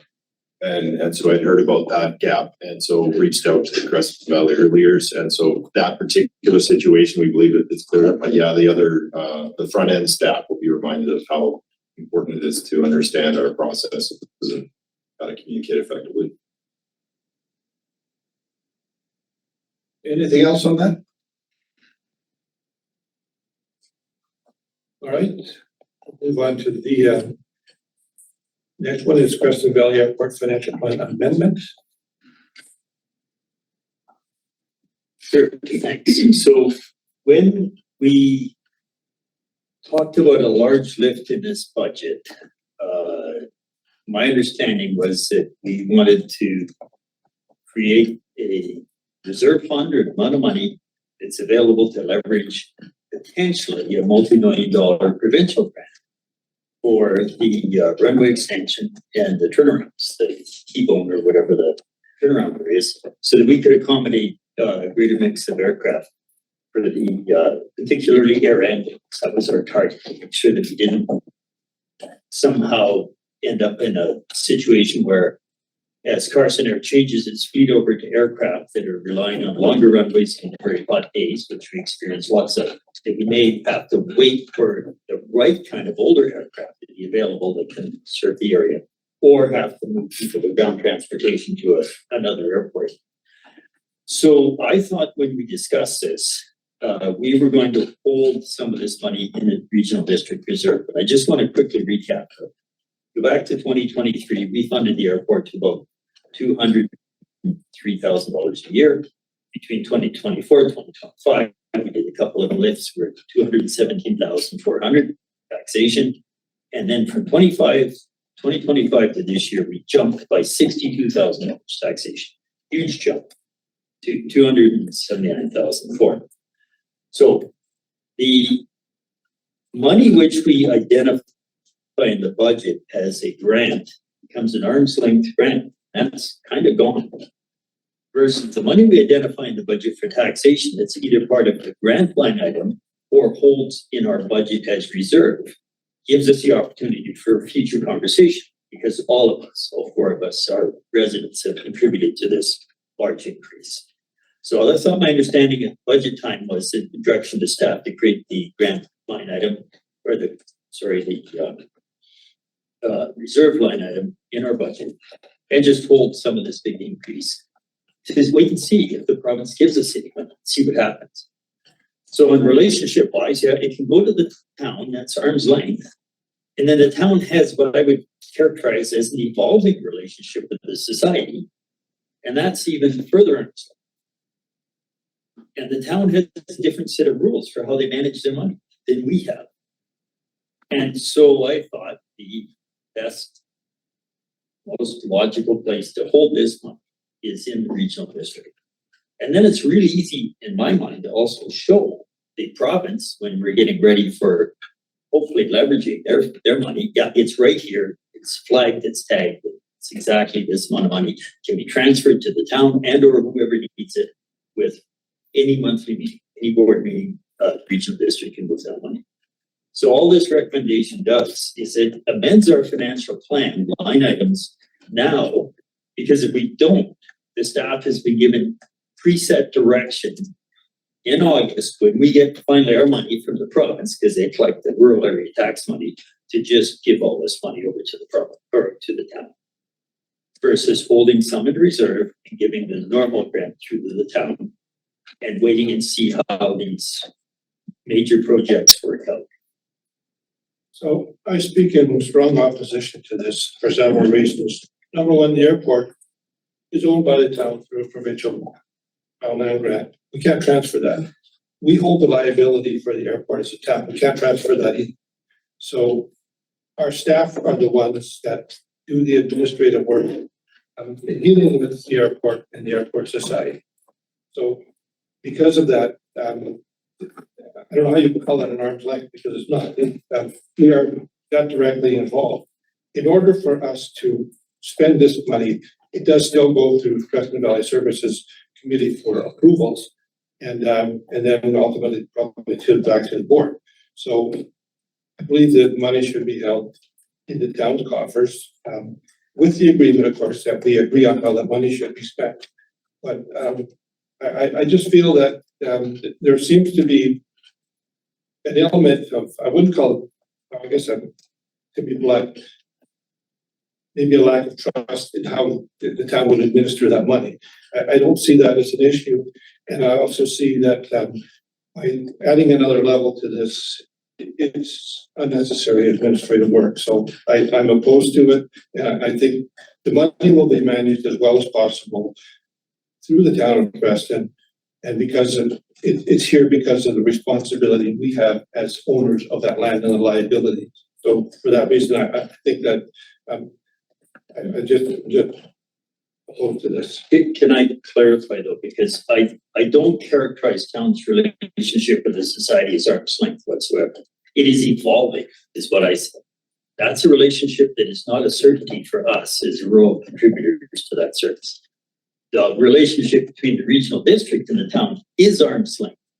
And you are not required to spend the money in any particular way that we may have a say of once we give you the money. Because you operate under a different set of financial rules than we do. Point an example, and use the word trust. My concern is not lack of trust, it's lack of clarity and understanding of where decisions are best made. So what I observed, say, in the cemetery, I thought an advisory was making the best decision for long-term outlook, and council changed that. That's just one example. Holding money for, which we'll deal with hopefully by next board, well, very soon, holding money for future alternative water for the fire services, which we are funding with fairly heavy burden of benefit on our rural residents. Again, how and when to make decisions with that money has become somehow remote from the contributors of that money. I don't want to see us putting more money into a position where, like it or not, the council of next November can make very different decisions than the committee of today anticipated when we agreed to a $62,000 increase year over year of funding of this service. So trust is not the word I would use. It is process and intention. And the town's intention can change, not with the change of the mayor or any particular councillor, but the council as a whole can go a different direction. So holding the money in the regional district continues the conversation down the road, because the runway extension may not be the answer. It may be unattainable. There may be some other really good investment for 50 or 60 or 100,000, not 2.7 million, that we would all agree to, that would somehow make that airport more functional in the future. But as it is now, we're not necessarily part of the conversation. Well, one of my points is it's a shared service, and the town would never say, well, we decided arbitrarily we need to extend the runway for $2 million. So that's what we're gonna do. I don't think that's really the concept of how we're doing this, because it is a shared service. We've had these discussions in the past. We'll continue to have those. And I know I think we would reject anything other than that, because that's, again, we're all participants in this. So again, because we're holding the land, assuming the liability, that doesn't mean we're going to spend that money without that consultation. I just feel that we're introducing a level of unnecessary bureaucracy into this. It's really one of my problems with it. Director Bennett. Thank you. I mean, I'm very clearly hearing both sides, and I do want to weigh in. I don't see it as a level, like another layer of bureaucracy. I think it's easily can be dealt with, but I would like to look to our CAO to opt in on this conversation as well. And Stuart, what say you? Through the chair, I didn't really hear a specific question there, so I'm assuming I'm just being asked to speak. There is a couple of ways you could do this. Definitely holding it with the regional district allows that decision-making and requests to go through the CVSC quite clearly. It's related to a service that, although it doesn't contain all of the participants, or sorry, it doesn't all the area, it's a portion of Area A, but nonetheless, this is where we would make decisions on that service, whether it's the grant budget or anything related to that. Short of putting another option on the table, like there is another option on the table, and it's similar to what we do in Caslow. So the Village of Caslow has an arena that is funded through a joint service, S221. Each year we provide an operating grant to the village. We also provide a contribution to them that goes into a reserve fund. They have developed a bylaw at council that requires the approval of the Area D director in order to spend any of those funds. So an alternative to this could be requesting that the town develop a bylaw that separates these funds, accounts for them, provides reporting on an annual basis in terms of interest, et cetera, but also requires the consent of the areas A, B, and C directors through the CVSC in order to spend any of the funds. That takes care of one of your concerns. Well, yeah, because you are under a different set of rules than us. And as a rule, I don't think municipalities like to set up dedicated reserves. Stuart and I didn't talk about that as the one option. He came, this is a very clean option because the money originates from 4 sets of participants and it stays with those 4 participants until we're ready to act. That is easier and more straightforward than council maybe next month saying, we don't like this, we're gonna study it for a few months. And then it's too late because in August, the money won't move because our finance is pretty efficient. So that is the more complicated path, but if it's one council wanted to explore, I'd happily refer this to the end of May, or only May 28th before we reconvene as Creston Public Services and see if that's an amenable path to take. But it is more complicated than the one before us. I just wanted to add in. I understand Director Jackman's point of view and cautions, if I can call it cautions, because I too sat in on the cemetery and we, in good faith around the table, decided on an understanding and a pathway, just to find out that the town of Creston decided to change to counter what we decided, and that kind of concerns me. And so with what Director Jackman's proposing, we don't get into that again in the future. And I don't see it being a difficult layer to pass the money through if it was to remain in RDCK reserve. So I just wanted to add that element to the conversation. So I'll just respond to that. In the case of the cemetery, we know that at some point cemetery is going to be full and it's still going to need maintenance. The reason we decided to continue with the way the budget has been managed is to plan for that day. So we have a self-sustaining fund for maintaining cemetery when we're not selling plots anymore. So the aim of the financial management plan for the cemetery is to be ready for that day. And that's why we were reluctant to change that. We were headed in that direction for a self-perpetuating fund. This stalled it once and may stall it again in the future. That's why when we discussed it in council, we were opposed to that.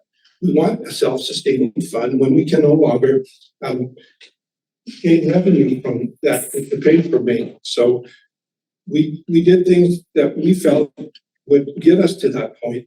And that's why we disagreed with it. My concern about this is the idea that you did this, now we're going to do that. And that concerns me. I don't think that is how we should be doing this. There's 5 other cemeteries which do not have a perpetual care fund under the same service. Do we now tax to create, set a target perpetual care fund for the other 5 cemeteries that share that service? But I'd like to put cemetery aside. It to me was a flag as to recognizing the difference in the authority of one local government versus the authority of another to change direction. And this is a big topic, bigger than cemetery. I don't want that to happen again. This will either be recommended, go to the board, defeated or referred. I'm going to move the recommendation to see if I have a second. As for the page, I move this recommendation. Second. Any further discussion? I have no further discussion. Well, other than where our option is to defer it, but I don't see the advantage of it. I think that then this then goes forward for further contemplation. So It's been moved and seconded again in discussion. I would be happy to take this back to our council to implement a bylaw suggesting that anything we do requires consultation among the members of the Creston Valley Services. If you refer it, Chair, I will second your referral. If you want to refer it, I will second your referral. I appreciate that. I would like to take this back to council see, with the suggestion that we implement that as a bylaw for this, so that, we know then it's entrenched that we have that consultation in everything we do, because it is a shared service. I see that as practical. So I will go back to council and, I'll try to get it on the next Tuesday's meeting, so we act quickly on it. And if you're okay with that, and we come back to our meeting on the 28th of May, without that being completed, then I would happily entertain this motion again, if that's okay with you. You're referring to May 28th, Creston Valley Services? I will second that referral. Two. Okay, sorry. Oh, sorry, maybe I should hold on. Okay, Sue? Chair, I just wanted to remind the committee of the timing of the financial service grants. Director Jackman did correctly mention that in August we pay out the amounts. However, they're approved by the board for the payment in June. So this is quite time sensitive, and I would pay attention to that. May 28th CVSC is probably the last chance that you would have to be able to amend that schedule if the payment amount was going to be different. We ratified in June. Sorry, Stuart, I forgot you told me that. We ratified the list in June. Okay, so, well, I was the seconder of the original motion. I have to agree to waive that, or you can throw another motion out on the No, table. referral is approved.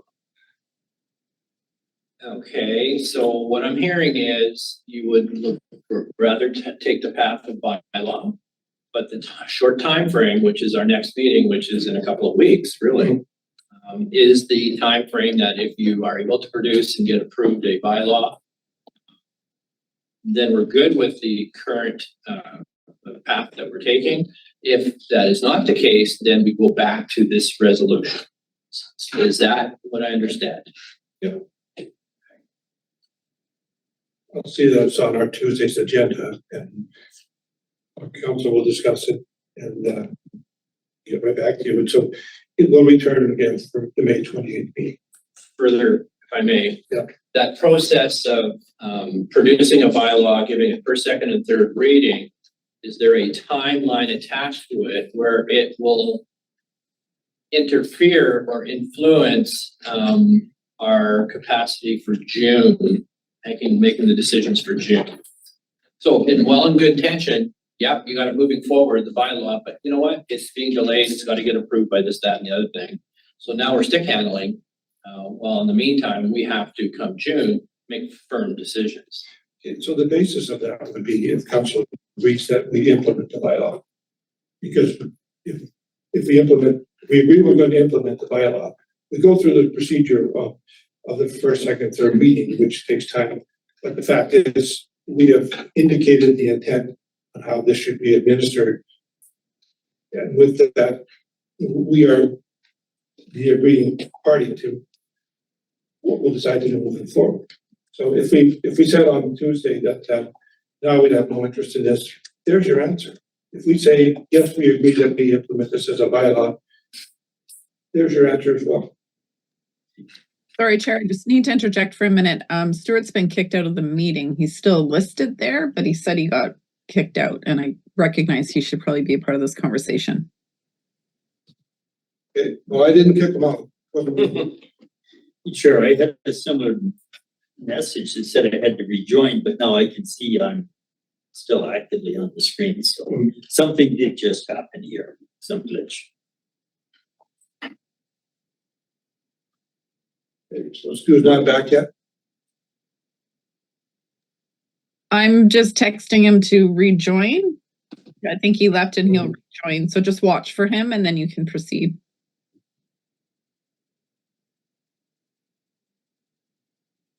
We received the vote on referral here, I believe. Okay, so let's take about a 5-minute recess so that Stu can go and get back to business here. I think procedurally, if you have a motion on the floor, you can't break in the middle of it.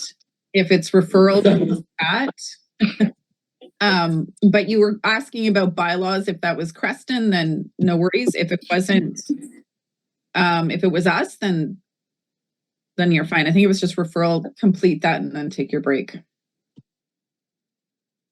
To vote on referral, we still have quorum. Yeah. All in favor of the referral? Okay, we have Hey Craig, I think maybe Tricia got booted at the same Lisa time. Ruby. I saw her face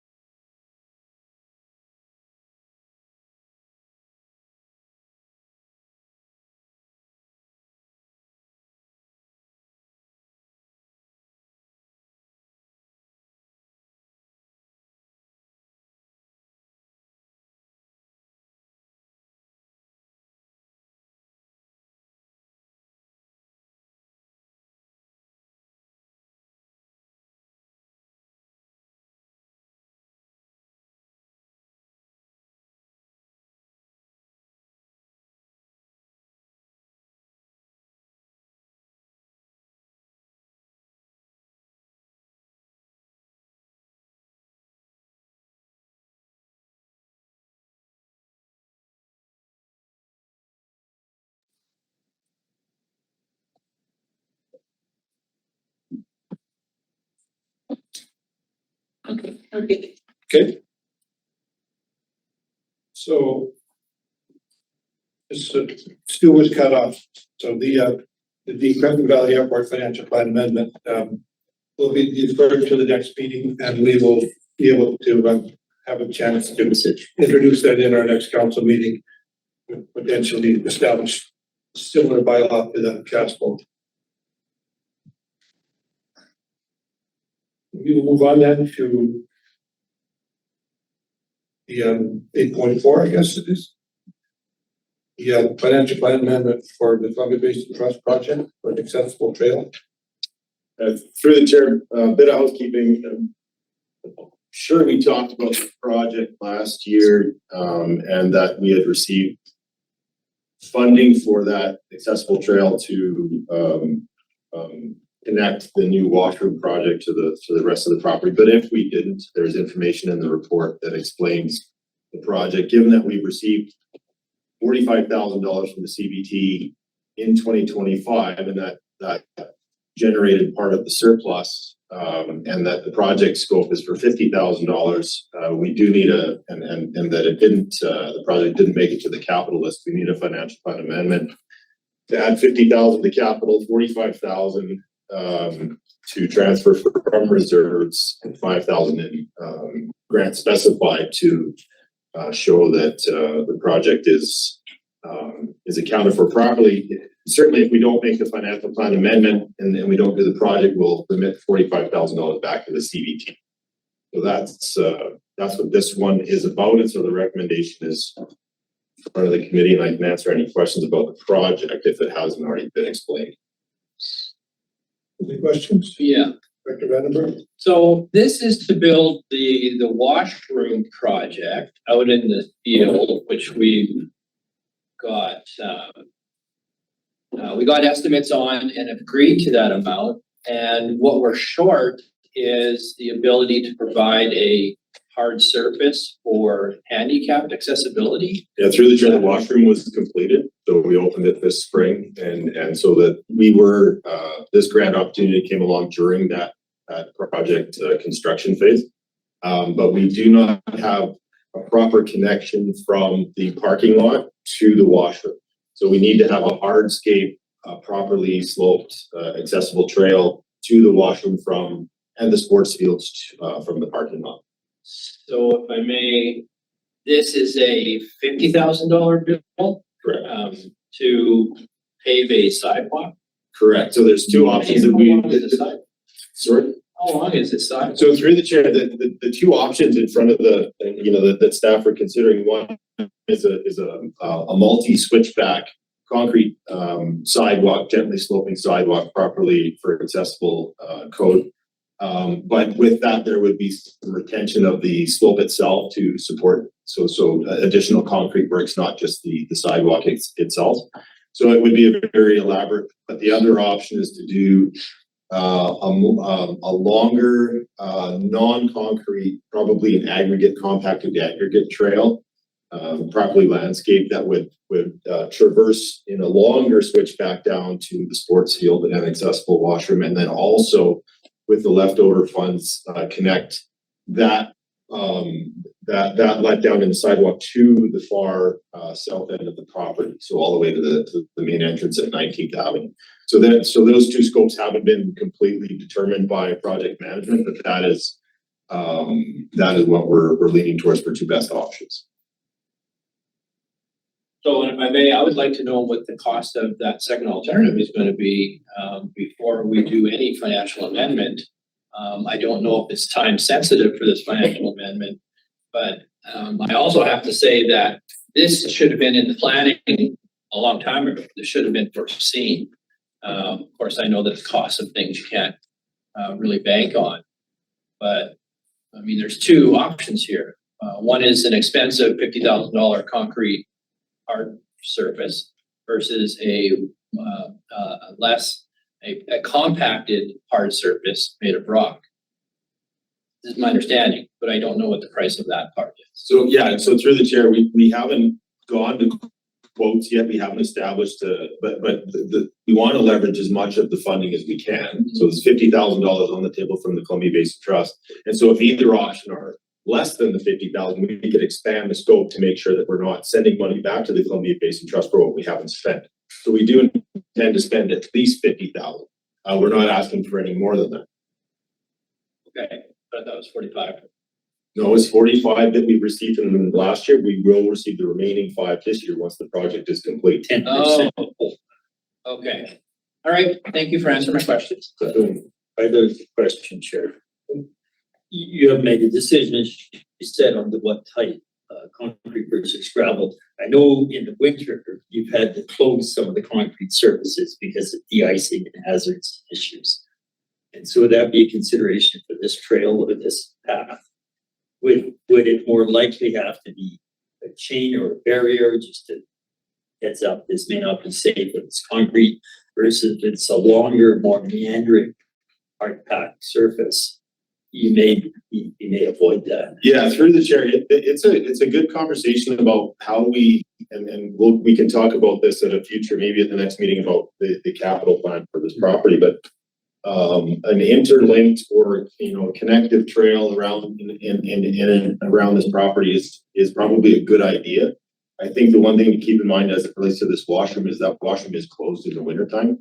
So it's only a 3-season washroom, and so that trail would essentially be closed. But if we had interconnectivity on this property, that would be something we looked at or an option for active transportation and or recreation that we would then look at integrating into our operational plan for 4-season use.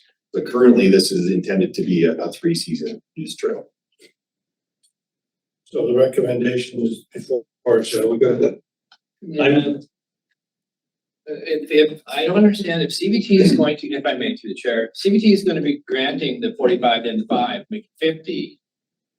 I don't understand why you need, is this 5,000 that you're asking for an amendment then going to be replaced? No, through the chair, they've already given us $45,000. So last year they remitted $45,000 towards the, to help support the initial phase of this project. We didn't get there, and so the money is sitting in our bank right now. Yeah. So the additional 5 is when the project is complete. So the full scope is 50,000.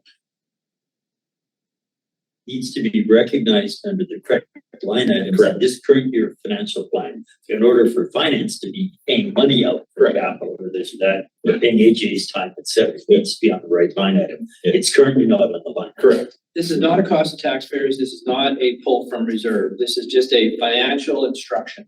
Through the chair, it is a pull from reserves, but the $45,000 submitted from the CBT, remitted from the CBT, created a surplus, which offset the taxation required. So the 45,000 is in reserves to be used. We can't identify surplus as a source of funding for this.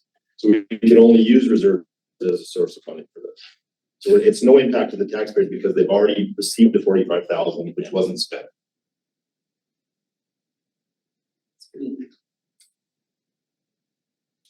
I would move the recommendation for the Okay. agenda. Seconded. In favor? The recommendation will go to board, then I guess. Yeah. Okay, next then is your capital and permit. Sorry, through the chair. 8.5 is discussion item, service S224 capital plan program report. Okay, I'll speak to this. Our capital plan for S224, including now the 50,000 for the accessible trail, is 1.2 million for the refrigeration plant and $75,000 for remediation and repairs to the parking lot. And so that capital plan is underway, other than we haven't planned for the trail necessarily or scoped that out yet, but also, the parking lot work will be done later on in the season. The refrigeration plant is underway. Other works that may or may not be required that haven't been brought to the committee or the board, there's a lot. And I think one of the things that staff have talked about in recent years is that the facility condition assessment that is going to the board for the contracts going to the board for award at the next meeting, that we'll be spending $64,000 on for this facility in the Road Crest Hall. That report is intended to inform the current capital needs of the facility for those things that we do need, versus those things that we may want. And I think that will help us to start to define a longer range capital investment plan for better financial planning. Now, other needs not related to that include conversations I just mentioned about an interconnected trail concepts for redesign of the sports field complex, because the park that was completed in 2020, once that was done, the next phase was going to be on this particular site was going to be how we address the west side of the property. And we haven't gotten into that conversation. We haven't put any money into creating concepts for what that could be. And we have certainly through soccer and baseball, we've listened to delegations talk about their needs and how that we could benefit them. And I think that, you know, at a high level, if I was looking at the sports fields right now, I know that the baseball fields need some major fine grading, course grading, fine grading, resurfacing, bleachers, and other amenities, and then the soccer fields that then could you know use some additional work. So those other needs are still being considered. They just haven't been articulated in a plan. Other things that come forward from time to time, including deficient sand in the beach volleyball, more pickleball courts.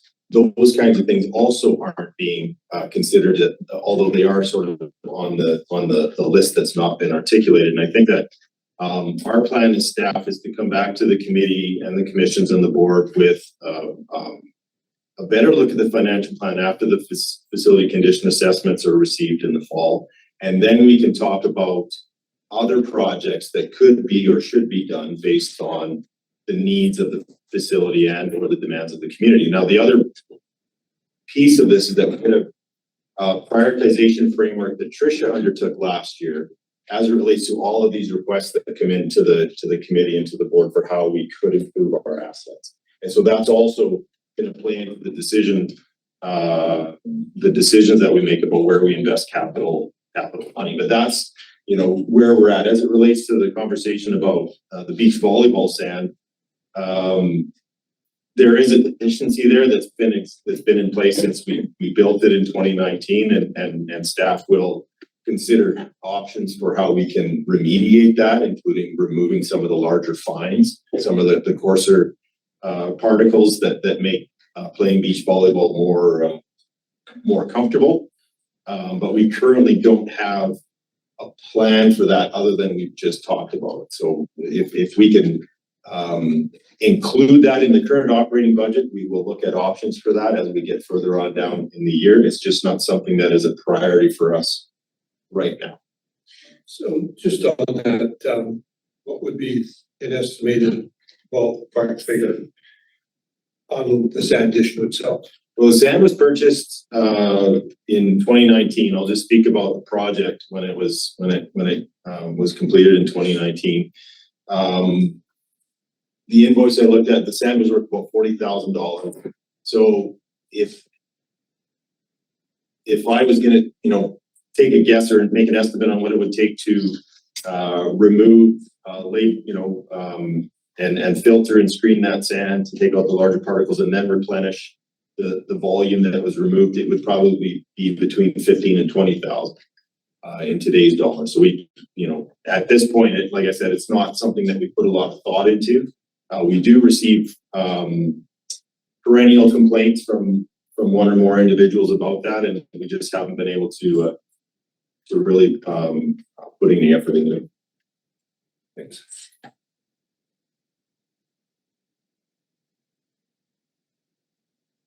And so out of this is just basically an update. There's no direction in the requested or anything like that, is there? Right. So Craig, in your verbal report, are you going to document this? This is kind of your hit list, wish list, kind of future list. Are we going to see this documented with some numbering put to it? Is this a budget consideration for this year, for next year? What is it, or some of them? What is going to be the status and some of that just verbally disclose to us? Through the chair specifically to the beach volleyball or just other capital in You general? named off a number of Yeah. things. Yeah, so through the chair, I think that, you know, the way we present capital is always in a current needs kind of a scenario, and we want to be very mindful of, and we do have those requests that come in for more pickleball, more tennis, better soccer, lights, that kind of thing. They come in from time to time, and those conversations aren't forgotten, but there isn't a list sitting out there, but there is, you know, through the, you know, talk about through the parks and water access, parks and trails and water access strategy conversation, we recognize that there's a lot that we can start to capture in lists as per the conversation that we had at the All Rec about the parks list. But this, to Director Vandenberg's point, this is where we're going to start to capture these things so that, you know, we can have conversations with committees and commissions about those things that we need to have versus those things that we want to have and where the funding could come from. Right, so you have that documented. When Through the chair in Yes. various locations, yes, not in one particular database, but like I said, with the parks piece that's just been moved into Microsoft Lists, which is one of the tools that we're starting to use. This is where we can start to database all of these, you know, site-specific needs and wants. Will be listening. I'm a visual guy. I don't hear very well. The tennis club came to the town council with a proposal for the law courts and tennis courts at the Kinsman Field. Yeah. And of course, they're waiting for grant approval. And so the part of this, I guess, is what they're doing and whether there's grants involved. So I guess when you know, you can tell us. If we know, we can tell you first. Yeah, that'd be great. Thank you. Anything else on this one? Okay, so then we'll go to service S201, financial plan amendment. Through the chair, this is in response to and to facilitate the development of the 3823 Goat Canyon Road property that the RDCK purchased in the fall of 2025, and with the intentions of developing a regional park.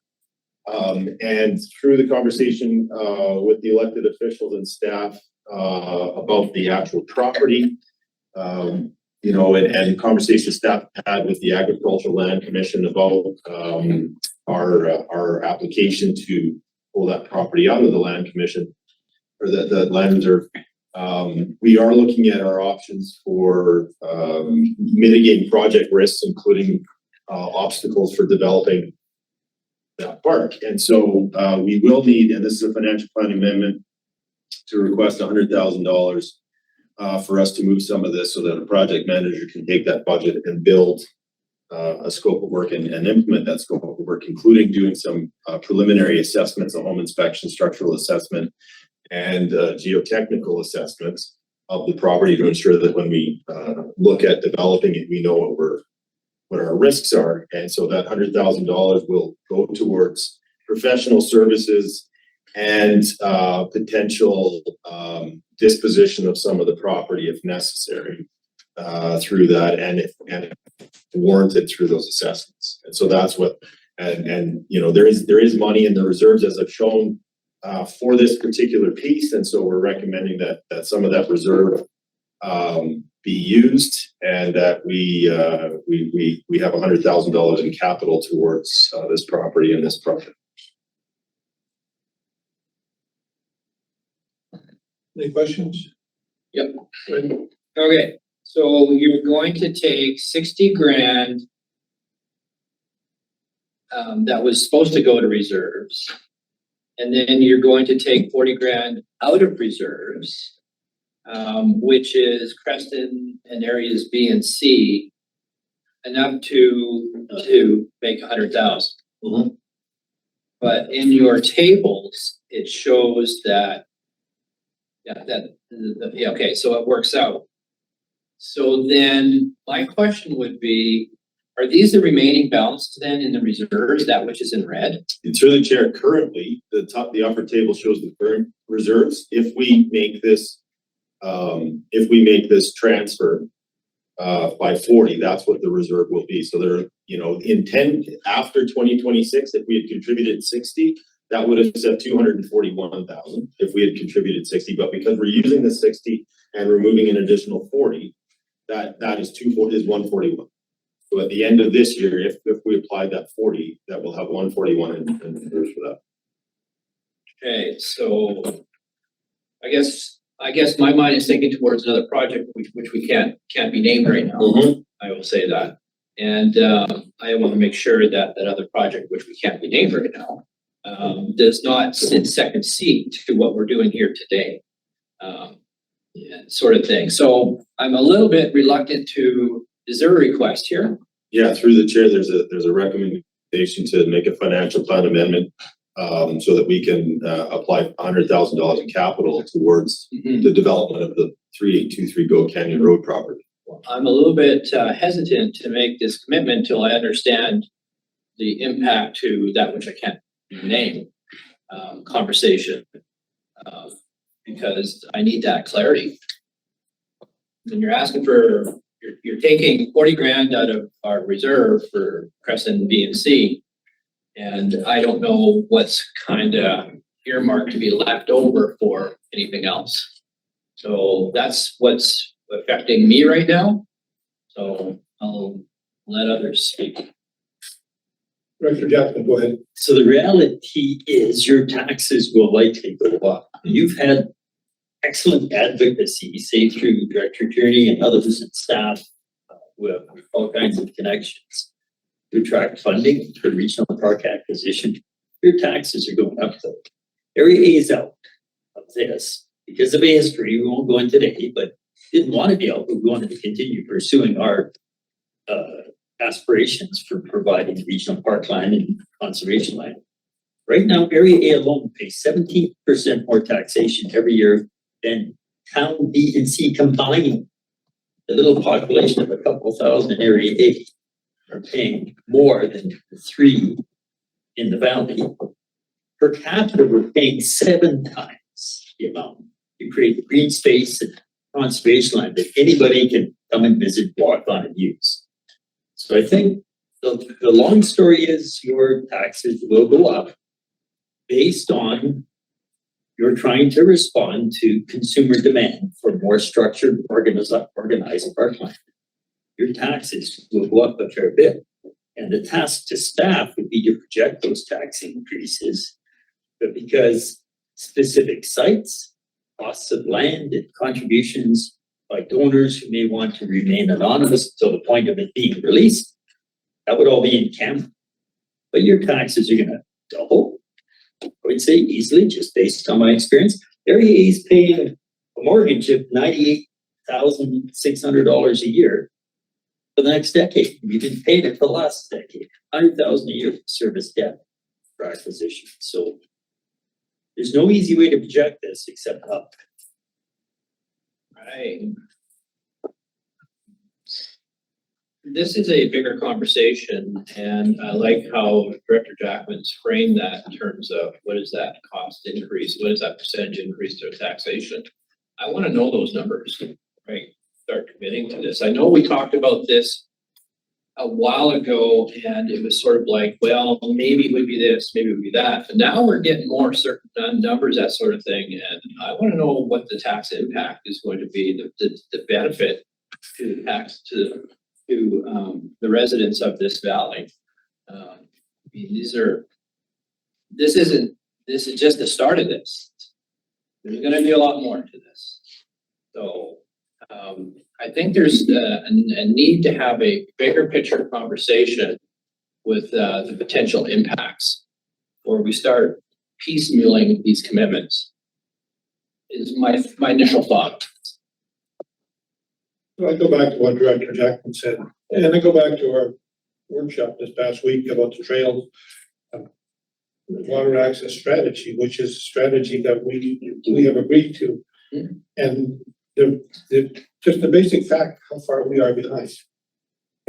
So every area has gone through some of this at some level already. Your example right there. So in order for us to continue with these plans, which we know are important to our people here because we're far behind and don't have that. We're in a position where we kind of have to continue with this, and I guess you could say, well, maybe we can adjust the level of funding. I guess the point is, there's an initial part that we need to do, and that's what this is for. What we decide to do after that and the timing of it is where we really make the adjustments to what people will pay. But I think this is an important step to get us there. And if we start to defer this, delay it, we're not going to get to our goals, which again, we discussed on Tuesday. So I think it's important we continue with this and establishing what we will do next. And then I think input on how that impacts ratepayers is more important because we can stretch that out over time. But having this asset sit there without taking the next steps on what we need to do, really a waste of our resources and a waste of the time that we've already put into this, because we've gotten this far. We need to take that, at least that next initial step, which does require funding. Again, after that, we have other, maybe it's complicated decisions to make, but I think we have a generous timeline on that. But having that sit there without moving forward with it, knowing what we can, can't, should or shouldn't do, not the best option in my opinion. I don't disagree with what we've decided to do. My message to my partners and to staff is I'm going to be asking very explicit questions on what true costs are. To come to us and say, well, we need to, we're going to spend that money because we have that asset. I get that, but there's a bigger picture here. And we need to paint that picture. That's all I'm saying. And I'm putting in a forewarning that that's my line of questioning for the future. It's how it's going to go. And it needs to be. You need to understand that just because it's not enough to say that we as a group think we need to move forward with this. Okay. The caution is, what's this really going to mean? What's this really going to cost? What is our strategies for funding and so on and so forth? We need to have those conversations, and I'm just pointing that out right now. Yeah, through the chair, this is also discussed on this committee on site, but at the last meeting about the project risk related to developing this site, and trying not to be too specific, but about which aspects of the property will remain and which won't, and you know, those that remain, if they hamper the application to the ALR, to the Agricultural Land Commission, that's the risk we're talking about. So this may not become a park if we don't take this measure. Okay. And Amy. Go ahead, Amy.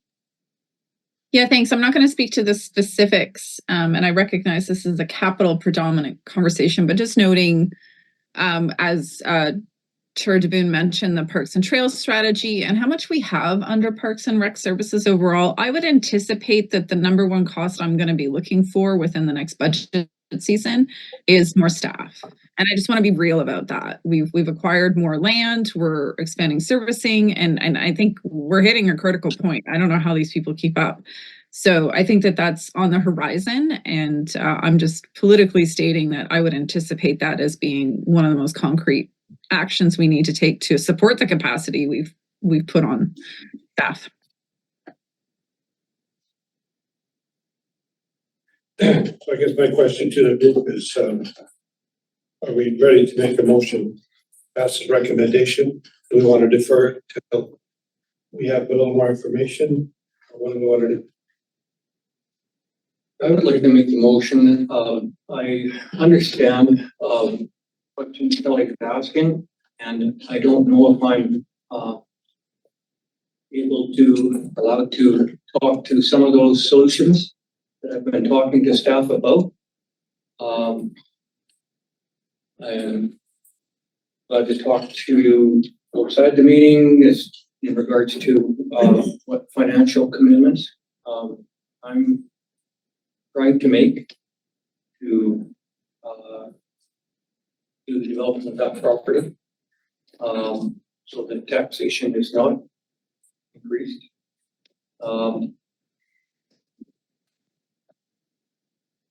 But I would like to make the motion to move this today.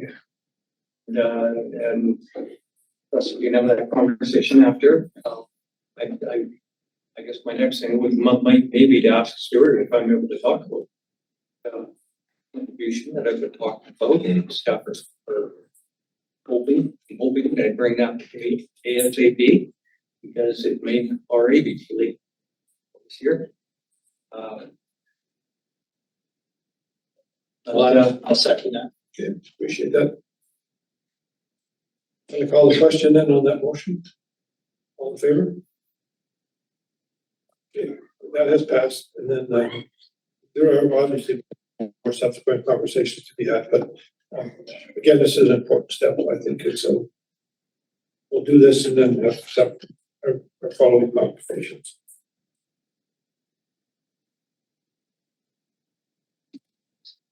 And we are at Creston Horizon Senior Society Agreement.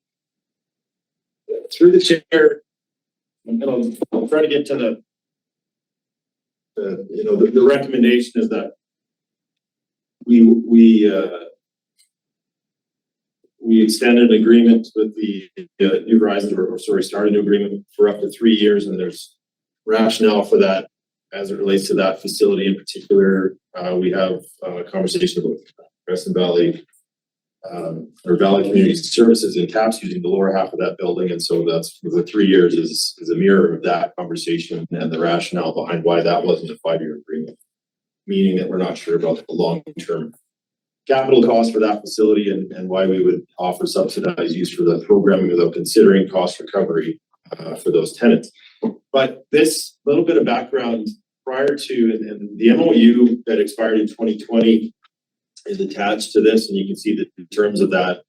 I can speak to that if needed, but they had an MOU, the Creston New Horizon Society, in the Rotocrest for the use of the upper floor for many cycles. I can't tell you how far back it goes. I just know that the last 5-year agreement expired in 2020, and so during the pandemic there was restrictive use based on spacing limitations, and we worked with them to offset their rent, given that the agreement had expired for prorated use. And so prior to the pandemic, they had so many hours per week and so much rent, and it was very prescriptive on their use, but we worked with them to prorate that. And then in the last couple of years, we worked with them on a month-to-month basis, just to try to get them up to capacity. And so we had intended to come back to this committee and to the board with a new longer-term agreement. Hadn't actually gotten to that for various administrative reasons and staffing reasons, but here we are today. The real challenge is that New Horizons' use and demand of that space has gone well beyond what it was pre-pandemic. And so if they were using it for 35 hours a week and paying $1,300 a month rent, we thought that they were using it for 70 hours a week. And in fact, they came to the committee a couple of meetings ago and said they're using it for 400 hours a month. And so that caught us a little bit off guard. And so we've met with them twice to discuss their membership structure, their revenue, that kind of thing, and their use in a way to try and bring it back to a semblance of a fair use of our facility, because it does displace other potential renters.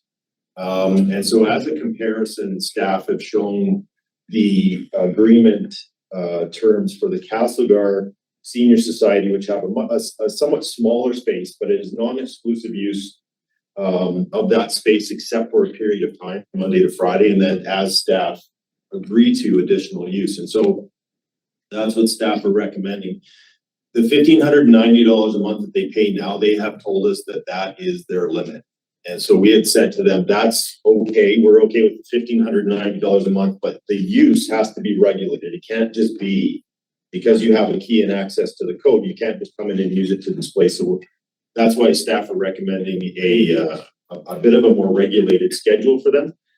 But the old MOU was actually really prescriptive in how they use the space, and it said these events must be at these times. And if you do not have that event, then you relinquish that time back to the RDCK. In Castlegar, what we've done is we've said to them, within reason, you can be flexible as long as the use is per your typical programming for seniors. And so that's what we're suggesting here. I did make a comparison of our current rates if we follow the fees and charges that they would be paying between $11,000 and $13,600 a month, which obviously is not financially sustainable for them. So there is a heavily subsidized rate that staff are recommending, and we will regulate that use so that it is available for other renters, and we would, potentially displace the New Horizons outside of the Monday to Friday hours that we're recommending.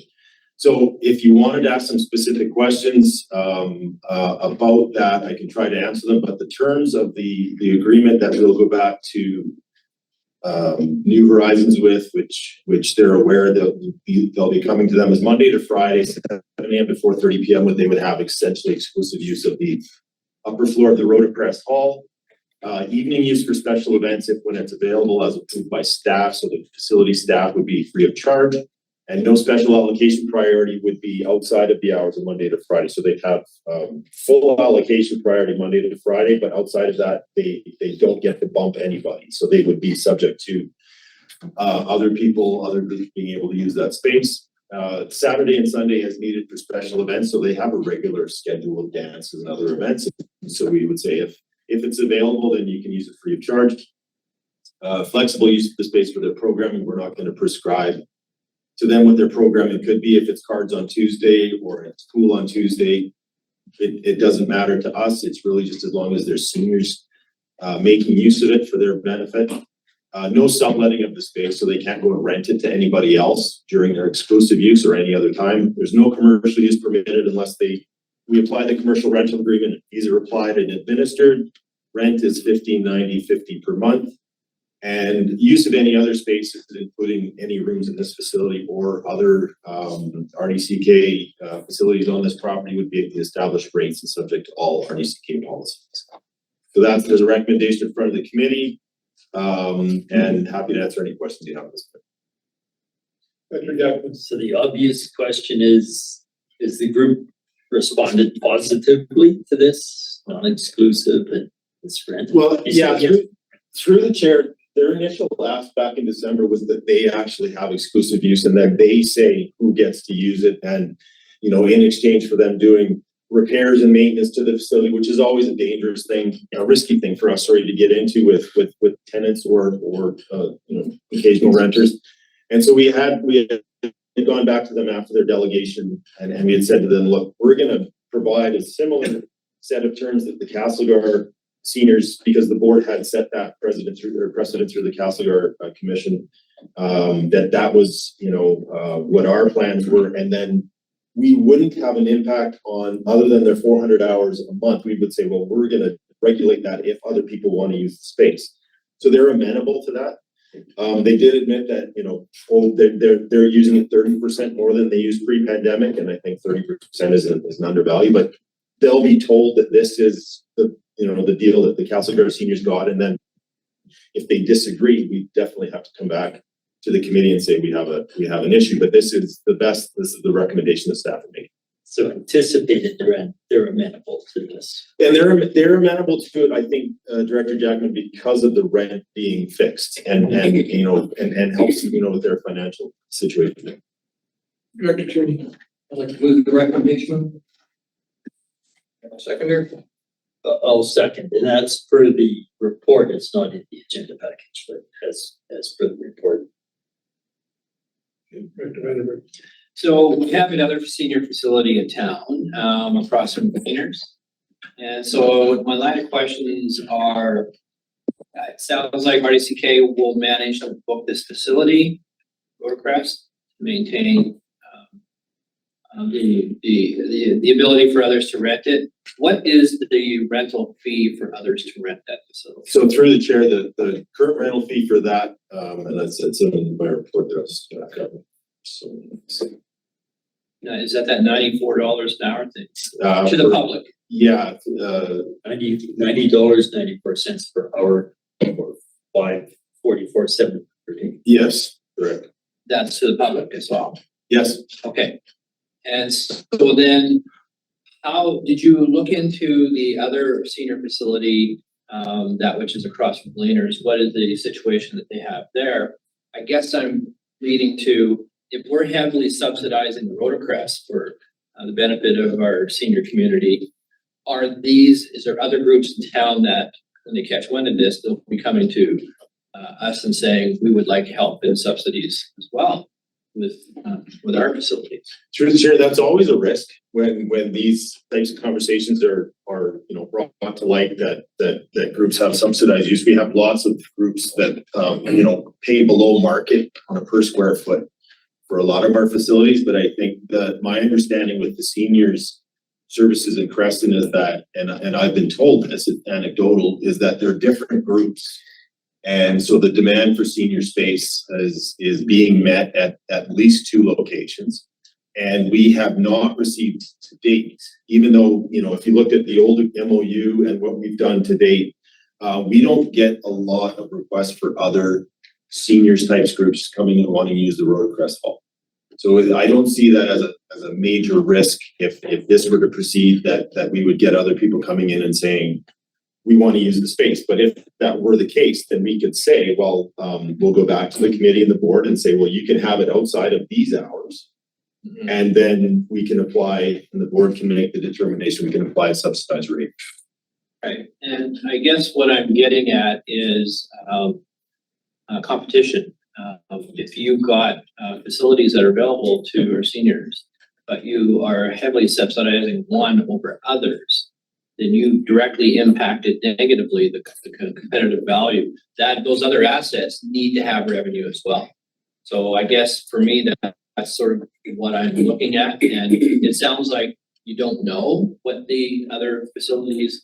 Yeah, through the chair, we haven't done a market search, and we don't know what other the number of seniors that are served by other groups or other facilities.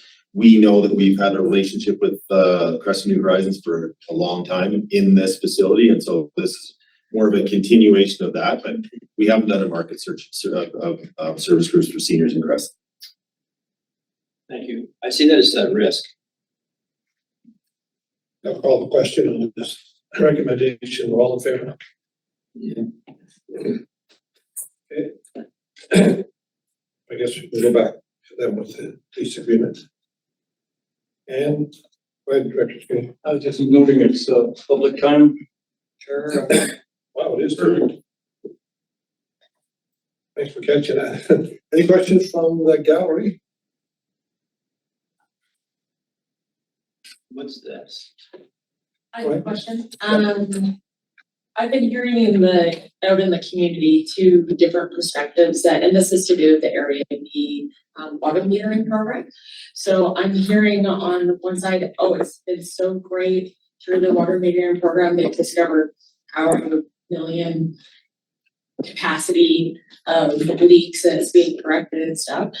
And then I've heard a concern that actually the water meters that have been installed aren't actually collecting data, that there is no data reporting coming in at this point.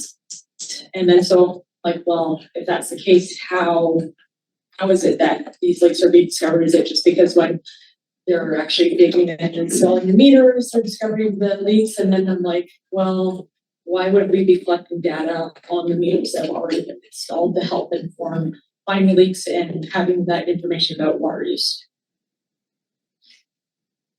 Chair, if I could offer Stuart know as well, this is a phased project. So meters are going in phases. So some of them aren't operational because they're not all hooked up yet. But of the ones that have been installed, they have used those to find major leaks. And it was done from the bigger usage points and then working down more granular to the more residential.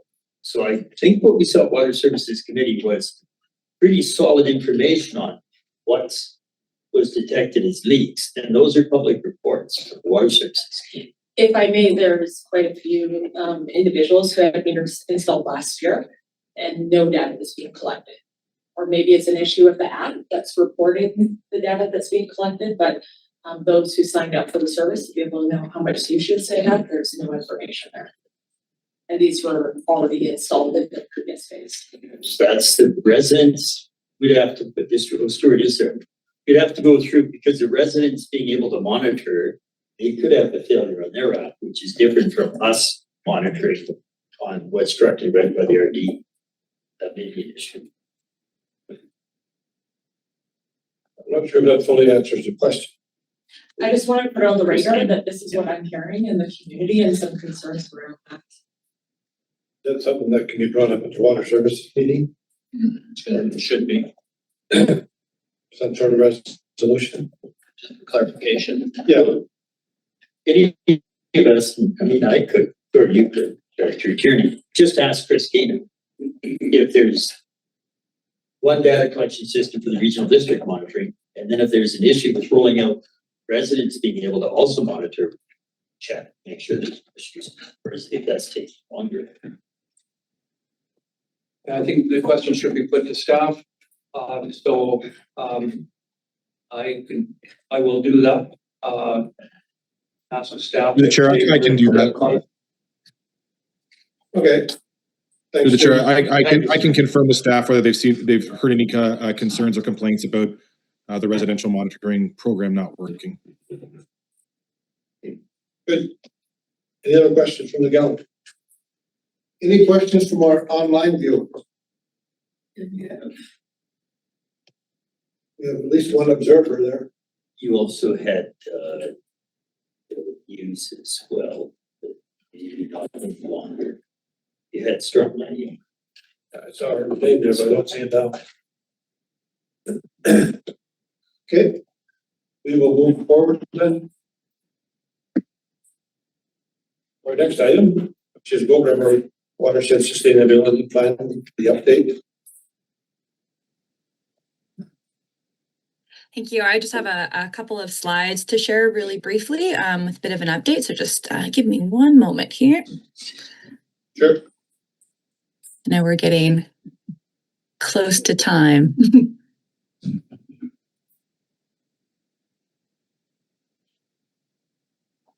There we are.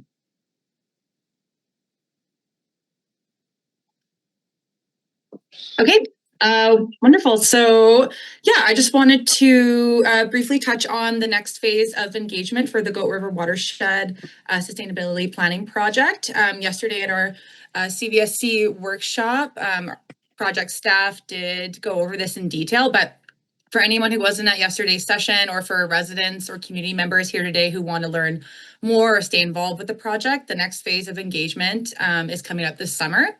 So the first phase was focused on listening and understanding what people are experiencing and what their values are. And the next phase is going a bit deeper. So we'll be asking the community to help define what a healthy watershed looks like from their perspective. What do they want to see protected or improved, and what kinds of solutions make sense locally?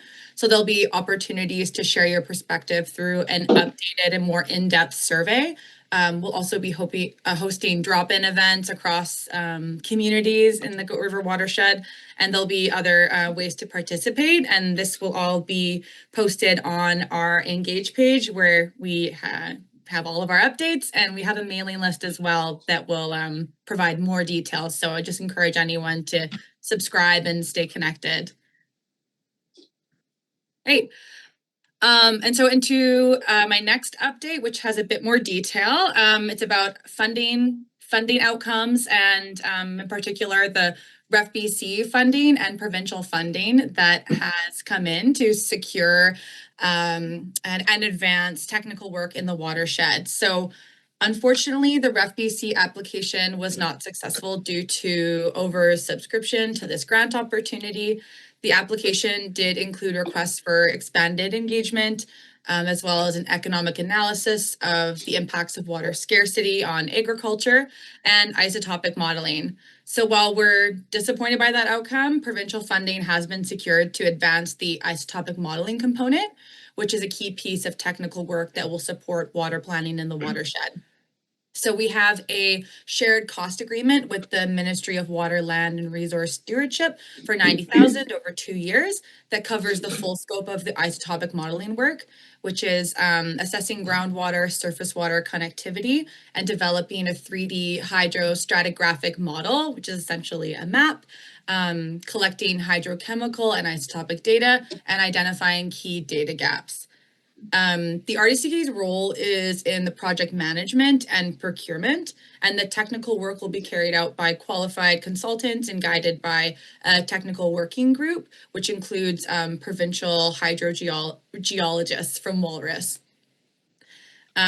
So just jumping to the next steps. So an RFP will be developed and brought to the June board meeting, and following approval of the RFP, it will be issued in early July, and a consultant will be retained by mid to late July, and the technical work will run through to March 2028 with interim deliverables along the way. So no decision is required today, but just a heads up about this work, and more details to come with the RFP process, and happy to answer any questions. Thank you.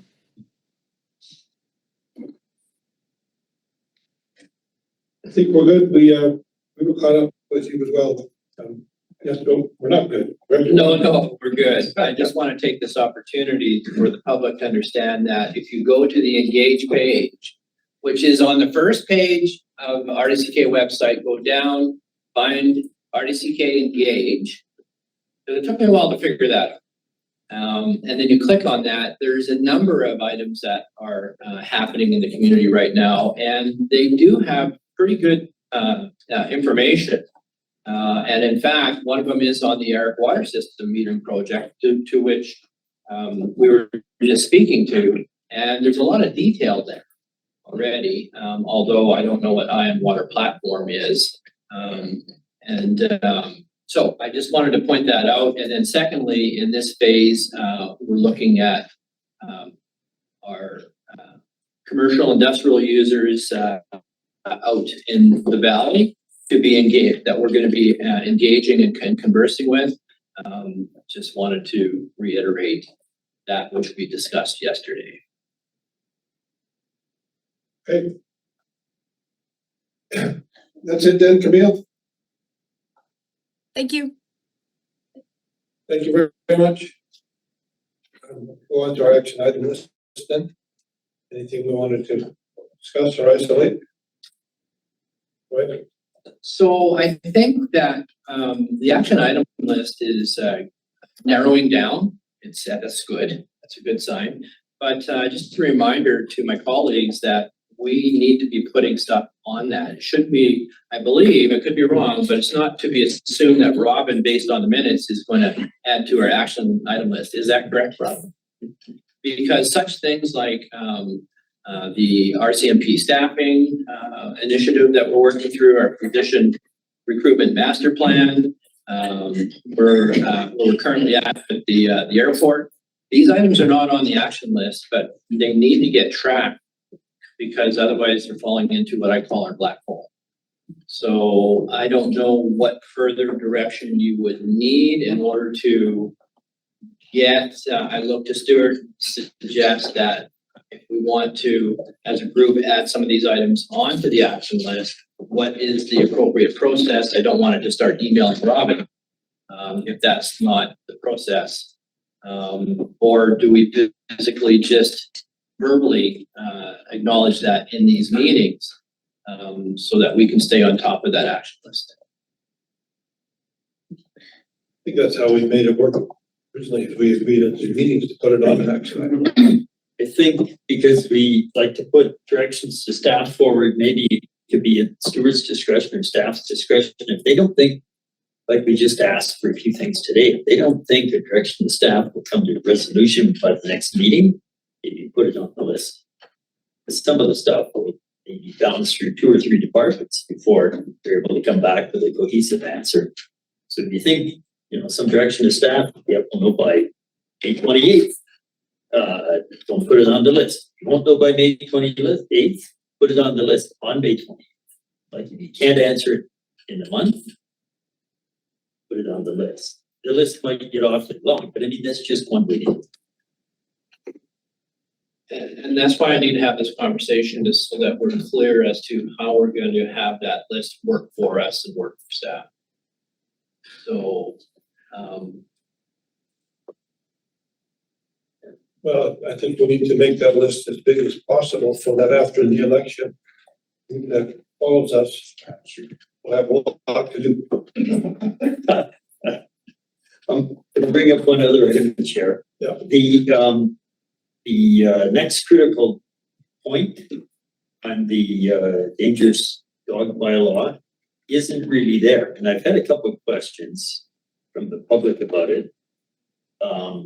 And Tom was probably deservedly away for a little bit, so I was gonna wait for his response. But I think we're coming up to something pretty quick. Information sessions on just to confirm, when will people know or have the chance to hear a little more about that? I'm just trying to find, I have right now, May 14th, which is really soon. It'll be between 5 and 7 PM, some consultation.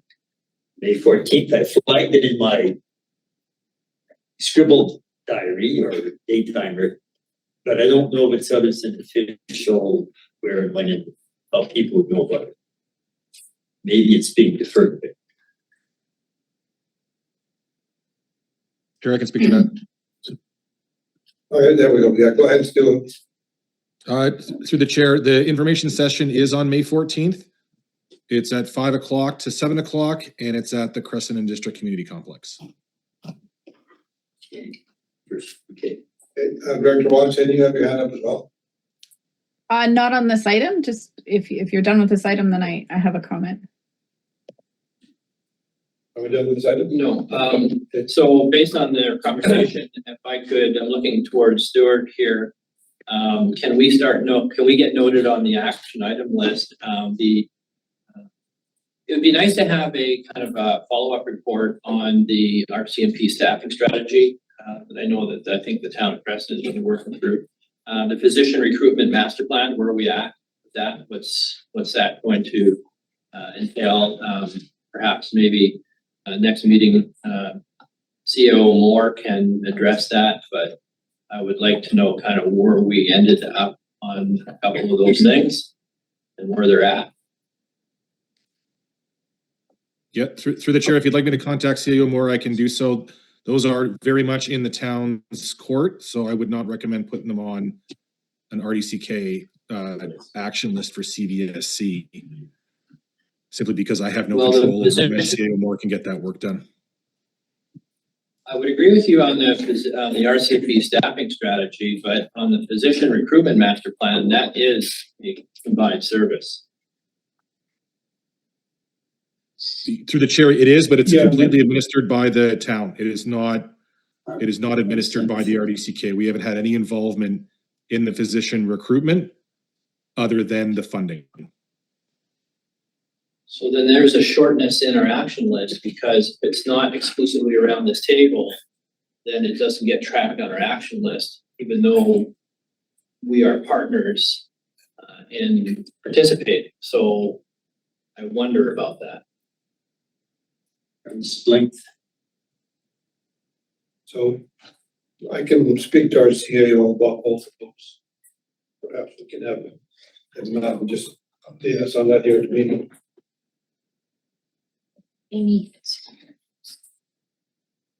Director Watson, you had another comment? Yeah, Yes. after this, so go ahead. Yeah, I just wanted to respectfully note that this committee is scheduled from 9 to 12, but you consistently don't end at 12. And there's two things that happens with that. One is I have to leave. I'm so sorry. I do book other things. The other is that you might want to change it to 1, just so that you're clear about how much time you actually need, because everyone else, not just me, schedules things around this. So just an observation, either keep it to noon or extend your time, and then everybody knows what to expect.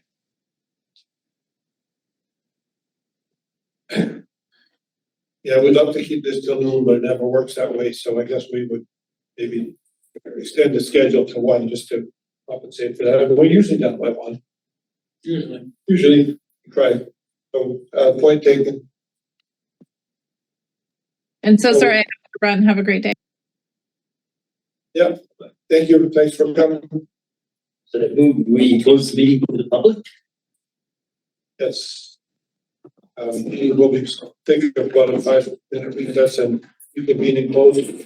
Before we do. Yeah. Chair, is the individual who asked the question about the metering still in the room? Craig, is the person who asked the question? Oh, okay. He left. Stu, it was Kayla Hooker. Oh, it was? Okay, thanks. Jessica, Yeah, before you leave, yeah, you want to come for a sneak peek for me to the rest people in it. When will it be? Soon as you're done, I'm waiting around for you guys. 23.5 minutes? So you wanna come, take it up? I would